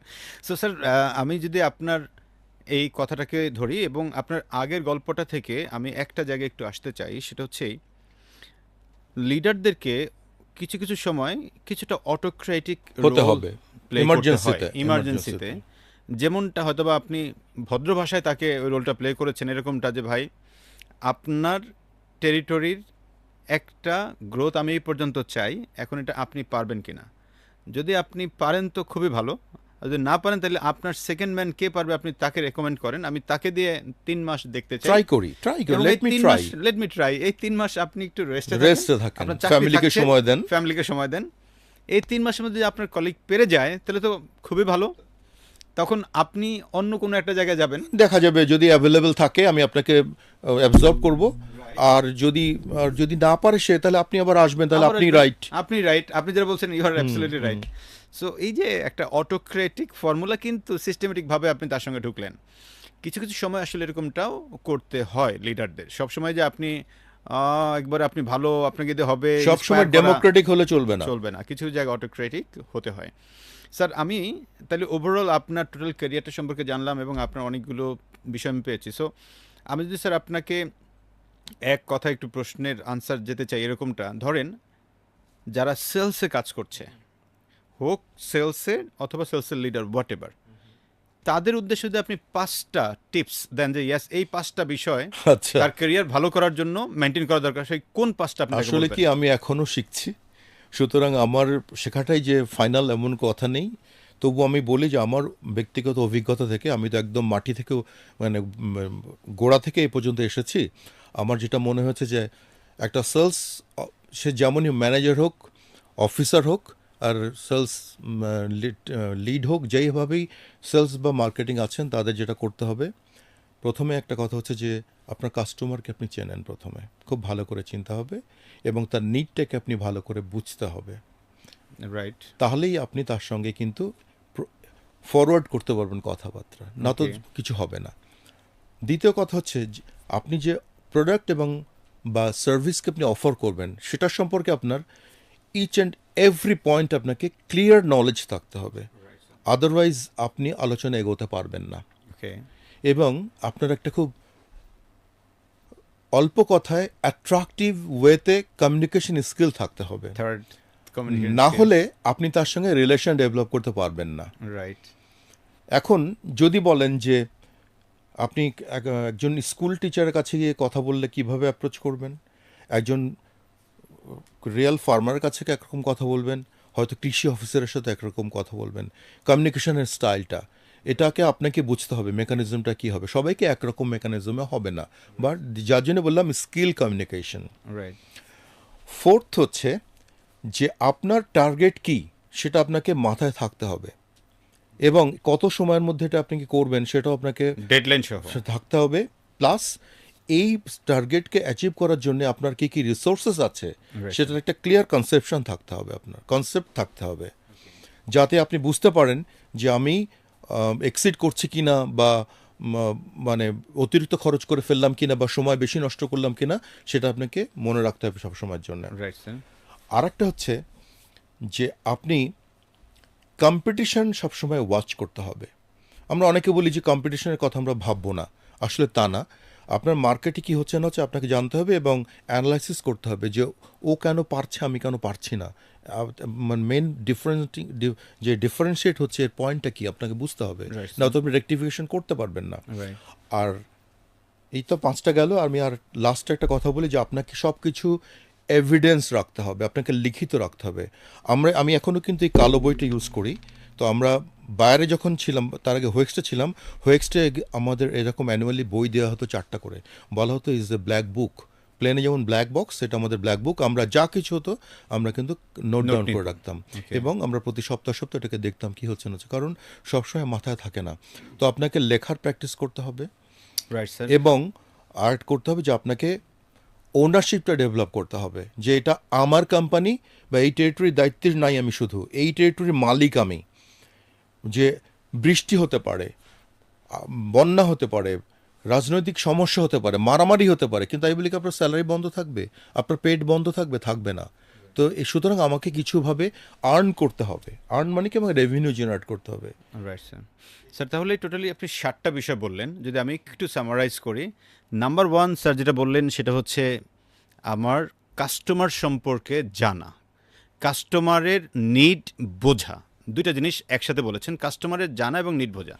সেকেন্ড, আমার প্রোডাক্ট বা আমার সার্ভিসের একবারে টু দ্য পয়েন্টে যেমনে যা আছে পুরোটা জানতে হবে। থার্ড থিংস হচ্ছে যে কমিউনিকেশন স্কিলস, কার সাথে কিভাবে কথা বলবো, আমি হয়তো আমার ফার্মারের সাথে একসাথে একরকম কথা বলবো, আমার বসের সাথে একরকম, আবার একজন সাধারণ মানুষের সাথে আমি আরেক রকম কথা বলবো, আমার Right. Communication skills. ফোর্থ সেটা হচ্ছে যে আমার টার্গেট যে আমি অ্যাচিভ করবো, সো আমার টার্গেট অ্যাচিভ করবো কত দিনের মধ্যে, আমার লজিস্টিক্স কী কী আছে, এই বিষয়টা সম্পর্কে আমার ক্রিস্টাল ক্লিয়ার একটা ধারণা থাকা। ফিফথ যে জায়গাটা স্যার বললেন সেটা হচ্ছে কম্পিটিশনে যারা আছে আমার কম্পিটিটর সম্পর্কে অ্যানালাইসিসটা খুব ভালো করে আমার থাকতে হবে। হ্যাঁ, আমি ওনার সাথে হয়তো কম্পেয়ার করবো না, বাট কম্পিটিশনটা জানা খুব জরুরি, আমার কম্পিটিটর সম্পর্কে জানাটা খুব জরুরি, তবেই কেবল আমি ভালো মুভটা দিতে পারবো। সিক্স যে জায়গাটাকে স্যার নোটিস করলেন সেটা হচ্ছে লিখে রাখা, ব্ল্যাক ডায়েরি বা ব্ল্যাক বক্স যেটি বলেন, লিখে রাখতে হবে। এবং ফাইনালি ওনারশিপ ছাড়া আসলে আগানো যাবে না। এই 7টা টিপস স্যারের এক্সপার্টিস থেকে আমরা আজকে পেয়েছি, যেটা আমরা যারা সেলসে আছি বা সেলসের লিডার আছি তারা আমরা এটাকে ফলো করার চেষ্টা করব। Sir final but not final একটা প্রশ্ন রাখতেই চাই, আপনি তো এখন কনসাল্টিং করছেন, জি। সো আপনার কনসাল্টিংয়ের কোন পার্টটা একটা কোম্পানিকে সমৃদ্ধ করছে? বেসিক্যালি আমরা মার্কেটিং বা সেলস বলেন বা ডিস্ট্রিবিউশন, অর্থাৎ একটা বিজনেসে যা যা ফ্যাক্টরগুলি আছে সবগুলোই আমরা দেখাশোনা করি। কিন্তু অর্থাৎ আপনাকে যদি আমি ছোট কথায় বোঝাতে চাই, আপনি যে অবস্থা আছেন বিজনেসের, এটা থেকে আরও স্যার ধরেন আমি এখন 100 কোটি টাকা বিক্রি করি, কিন্তু 2 বছরের মধ্যে আমি 150 কোটি টাকা করতে চাই। 150 কোটি বা 200 কোটি করতে চান, এই যে আপনার জার্নিটা, রাইট এই জার্নিতে কোথায় কি করতে হবে, রাইট এটা কি স্কোর কার্ডের মধ্যে আনতে হবে নাকি ম্যানেজমেন্ট ট্রান্সফরমেশন করতে হবে? চেঞ্জ অনেকে পছন্দ করেন না, যেটা আপনি একদিন আমাকে বলেছিলেন, তো আমিও ট্রান্সফরমেশন বললাম। বা এটাকে কি মার্কে আমার বিজনেস হেলথ চেক করতে হবে ডায়াগনোসিস করার আগে? আমরা এই সবগুলি বা সব কিছু জানার পরে আমি তো আনলিমিটেড কস্ট আমি অ্যালাউ করব না। Right. আমার লিমিটেড কস্টের মধ্যে, লিমিটেড রিসোর্সের মধ্যে এবং ফিক্সড ম্যান পাওয়ারের মধ্যে কিভাবে আমি এটাকে বিজনেসকে মানে ইমপ্রুভ করে আমার নেট প্রফিট বাড়াতে চাই, এই কাজগুলো আমরা দেখাশোনা করি। Thank you sir. স্যার একটা পাবলিক ডিমান্ড প্রশ্ন আর কি আপনাকে লাস্ট আমি করতে চাই। পাবলিক ডিমান্ড প্রশ্নটা হচ্ছে, সমাজে আমরা প্রচুর ক্রেডিটে ব্যবসা করি, এক্স্যাক্টলি। সো এই ক্রেডিটের টাকা তোলা একটা বড় চ্যালেঞ্জ, রাইট? এই ক্রেডিট কালেকশনের এমন কোনো সূত্র যেটা আমরা আজকে স্যারের কাছে শুনতে চাই, যেটার মাধ্যমে আমার ক্রেডিট কালেকশনটাকে আমি আরও স্মুথ করতে পারি, বা কোম্পানি থেকেও এই জিনিসটাকে কীভাবে রান করলে আমার জীবনযাত্রা মানটা একটু সহজ হবে স্যার? অ্যাকচুয়ালি বর্তমানে শুধু বাংলাদেশ না, পৃথিবীর সব জায়গাতেই ক্রেডিট বিজনেসটা এখন একটা কি বলি ছড়িয়ে পড়েছে ব্যাপকভাবে। এবং এখানে এই ক্রেডিটটা রিয়েলাইজ করা কিন্তু এটা ম্যানেজমেন্ট ডিসিশন। আপনি প্রথমে ক্রেডিট পলিসি তৈরি করবেন প্রথমে একটা সুন্দর করে, এবং অনেকেই দেখবেন যে ব্ল্যাঙ্ক চেক নিয়ে আসে ডিস্ট্রিবিউটরের কাছ থেকে, এটা কিন্তু কোনো সিকিউরিটি দেয় না আপনার এই মানে ক্রেডিট বিজনেসে। বরঞ্চ আপনি যদি একটা 300 টাকার নন জুডিশিয়াল স্ট্যাম্পে একটা ক্রেডিট এগ্রিমেন্ট করেন, তার সাথে ওকে ক্লজ থাকে যে এই পানিশমেন্ট হবে, সেখানে এশিয়া মহাদেশের মানুষ যে কোনো সময় এগ্রিমেন্ট করলে সিগনেচার করার পরে তাকে একটু অনার করার চেষ্টা করে। ওকে আর এই এগ্রিমেন্টে কয়েকজন গ্যারেন্টর থাকবেন, রাইট যেটা আমি ফল পেয়েছি। গ্যারেন্টরের মধ্যে একটা হচ্ছে, যেহেতু আমরা বিজনেস করছি বাজারে, তো একটা মার্কেট প্লেসে তো তার দোকান থাকেই, শোরুম থাকে। রাইট স্যার ওই মার্কেট প্লেসের যিনি বাজার সমিতির সভাপতি আছেন ওকে বা জেনারেল সেক্রেটারি আছেন, তাকে গ্যারেন্টর করতে হবে একজন বা একজন আচ্ছা। গ্যারেন্টর, এবং তানার ভাই, আত্মীয় স্বজন, বাবা মা, মানে তার প্যাটার্নাল সাইডে কাউকে কোনো গ্যারান্টার করা যাবে না, তার শ্বশুরবাড়ির দিকে বা ইনলসের দিক থেকে করতে হবে। ওকে কারণ মানুষ চায় যে তার শ্বশুরবাড়ির দিকে সবসময় একটু মানে আমি একজন কিছু কেউকেটা এটা প্রমাণ করতে। ওরে কারণ একটা তার একটা স্ট্যাটাসের এটা করে ব্যাপার কি থেকে আপনি রেজাল্ট পেয়েছিলেন? আমি রেজাল্ট পেয়েছি। কারণ আমরা যখন দেখেছি যে শ্বশুরবাড়িতে আমার লোক পাঠিয়েছি যে আপনার এরকম জামাতা আছেন, অনেকদিন ধরে করছেন, ওনাকে বলা হয়েছে, তখন খুব দ্রুত টাকাটা দিয়ে দিচ্ছে। কারণ শ্বশুরবাড়ি থেকে তার শ্বশুরবাড়ির একটা স্ট্যাটাস আছে, তারা যখন মনে করলো যে আমার বাড়িতে এরকম লোক তাগা দিচ্ছে তখন, আর শ্বশুর যখন জামাইকে বলে তখন জামাই একটু তাড়াতাড়ি করে আর কি। আর বাবাকে যদি ক্যান্টার করে দেয়, বাবা বলবে হ্যাঁ আমার ছেলে মাল নিছিল, ব্যবসা করতে পারেনি, টাকা দিবে তো আপনাকে, ইত্যাদি ইত্যাদি, কারণ তার তো ছেলে, ওর গায়ে বাঁধে না খুব একটা। সো স্যার, তাহলে যদি আমি এখানে সবাইকে একটা জায়গা বলতে চাই, প্রত্যেকে যারা ক্রেডিট বিজনেস করছেন তাদের জন্য, আপনি আজকের পরে যখনই আপনি কোনো একটা অ্যাগ্রিমেন্ট করবেন 300 টাকার নন জুডিশিয়াল স্ট্যাম্পে, তখন চেষ্টা করবেন যে যিনি আপনার ডিলার তিনি সিগনেচারটা করবেন, এখানে কিছু ক্লজ মেনটেন করা। এট দ্য সেম টাইম এখানে দুজন গ্যারান্টার অফকোর্স রাখবেন। একজন হচ্ছে ওই মার্কেটের সমিতির একজন কর্ণধার, হতে পারে সভাপতি, হতে পারে সেক্রেটারি, অথবা ওইখানকার প্রভাবশালী কোনো নেতা। সেকেন্ড, হতে পারে স্যারের কথা অনুযায়ী যে আপনি ওই লোকের শ্বশুরবাড়ির কোনো রিলেটিভ, হতে পারে তার, আমরা শুনলে গালি শোনা যদিও, বাট এটি তো ভাষা, সম্বন্ধী বলেন, রাইট? তো সম্বন্ধী বলেন, ভাইরা বলেন, শ্বশুর বলেন, এরকম শ্বশুর পক্ষের কোনো একজন মানুষকে। তো এটা জাস্ট একটা সাইকোলজিক্যাল, তাকে আসলে প্রেসারে রাখে, আর নাথিং কিছু না। এলস। এই তবে সাইকোলজিক্যাল এখানে প্রেসারটা তাকে সমৃদ্ধ করে। এখানে তবে সবচেয়ে বড় কথা, যখন আপনি ক্রেডিট কাস্টমার নিয়োগ করবেন তাকে আপনারা অনেকদিন ধরে ওয়াচ করেন, তার তার পেমেন্ট বিহেভিয়ারটা দেখেন, রাইট। এবং তার সঙ্গে কিছুদিন কাজ করলে বুঝতে পারবেন সে কি করছে, এবং তার ক্যাপাসিটির বাইরে। নর্মালি যখন ক্রেডিট কাস্টমার হয়, ধরেন 300, আমরা কিভাবে পলিসি করি, কোম্পানি তার বিজনেসকে বাড়ানোর জন্যে, ধরেন সে তার বিজনেস টার্নওভার নেওয়া হলো 1 কোটি টাকা, আমি 300% বলতে তাকে ক্রেডিট দেওয়ার মতো প্ল্যান করি, অথবা বলি যে না 80% তাকে ক্রেডিট দিব, কিন্তু এতটা করা উচিত না, গ্র্যাজুয়ালি বাড়ানো উচিত আস্তে আস্তে। প্রথমে বললেন তোমার বিজনেস যা করবা তার কাছ থেকেই নেন বিজনেসের টার্নওভারটা বা কী করবে সে, তার আমি এবছরে 50% দিব, তুমি যদি ঠিকমতো পেমেন্ট করো আগামী বছর 70% দিব, এভাবে গ্র্যাজুয়ালি বাড়তে হবে। কারণ হঠাৎ করে বেশি না দিয়ে আর কি স্যার, কারণ মানুষ একবার বেশি পেলে নিতে চাইবে, পরে বিক্রি করতে পারবে না, তখন সে টাকা দিতেও চাইবে না, আপনার সঙ্গে সম্পর্ক নষ্ট হবে, এবং আপনি আলটিমেটলি এই বিজনেস তো হারাবেনই, এবং ওখানে আপনি নতুন কোনো ডিস্ট্রিবিউটর দিতে পারবেন না। ডিস্ট্রিবিউটর দিলে হবে কি, ও বলবে যে আমি তো আপনার ডিস্ট্রিবিউটর, আপনি আরেকজনকে দিচ্ছেন কেন? কিন্তু আপনি ক্রেডিটের টাকাটা রিয়েলাইজ হয়নি, আপনি টাকাটা তাকে দিতে পারছেন না, আলটিমেটলি আপনি নতুন কাউকে দিলে সে আপনার এই টাকাটা ফেরত দিবে না, বলবে যে আপনি তো আরেকজনকে দিয়েছেন, আমি ব্যবসা করতে পারছি না, আমি দিব না। আলটিমেটলি আপনার জন্য ভীষণ একটা সমস্যা তৈরি হবে। এর জন্য ছোট ছোট স্ল্যাব করে করে ক্রেডিট ব্যবসা করবেন। Thank you sir. সো এইটার পাশাপাশি যেটা হচ্ছে যে এখন যারা অলরেডি বিজনেসে ঢুকে গেছেন, আপনি চেষ্টা করেন যে আপনার ওই অ্যাগ্রিমেন্টগুলোকে আবার একটু রিভাইজ করার জন্য। সো ওই রিভাইজড এগ্রিমেন্টের ক্ষেত্রে আপনি চেষ্টা করেন যে ওই দুইজন গ্রান্টারকে একটু ইনক্লুড করা যায় কিনা, তাহলে দেখবেন আপনার ক্রেডিট রিয়েলাইজেশনটা অনেক অনেক উঠে আসবে। Right sir? স্যার, আমাদের আজকের জার্নিতে আসলে এই পর্যন্তই ছিল। সো শেষ করার আগে আমি স্যার আপনাকে যদি একটু আমাদের আজকের দর্শকদের উদ্দেশ্যে লাস্ট কিছু বলতে বলি স্যার, আপনার লাস্ট কোনো রিমার্কস। আমি বলবো যে মোস্টলি এখানে কথা উঠেছে প্রথমে হচ্ছে যে যারা একদম গ্রাউন্ড লেভেলে আছে সেলস ম্যানেজনে, তারা তো আপনি 5-6টা পয়েন্টের কথা বলেছেন যে কি করা যেতে হয়। এখন যারা লিডার আছেন, বিভিন্ন লিডার হতে পারে, রিজনাল ম্যানেজার একজন লিডার, সেলস ম্যানেজার একজন লিডার, মার্কেটিং ম্যানেজার একজন লিডার, সিইও একজন লিডার, এমডি একজন লিডার।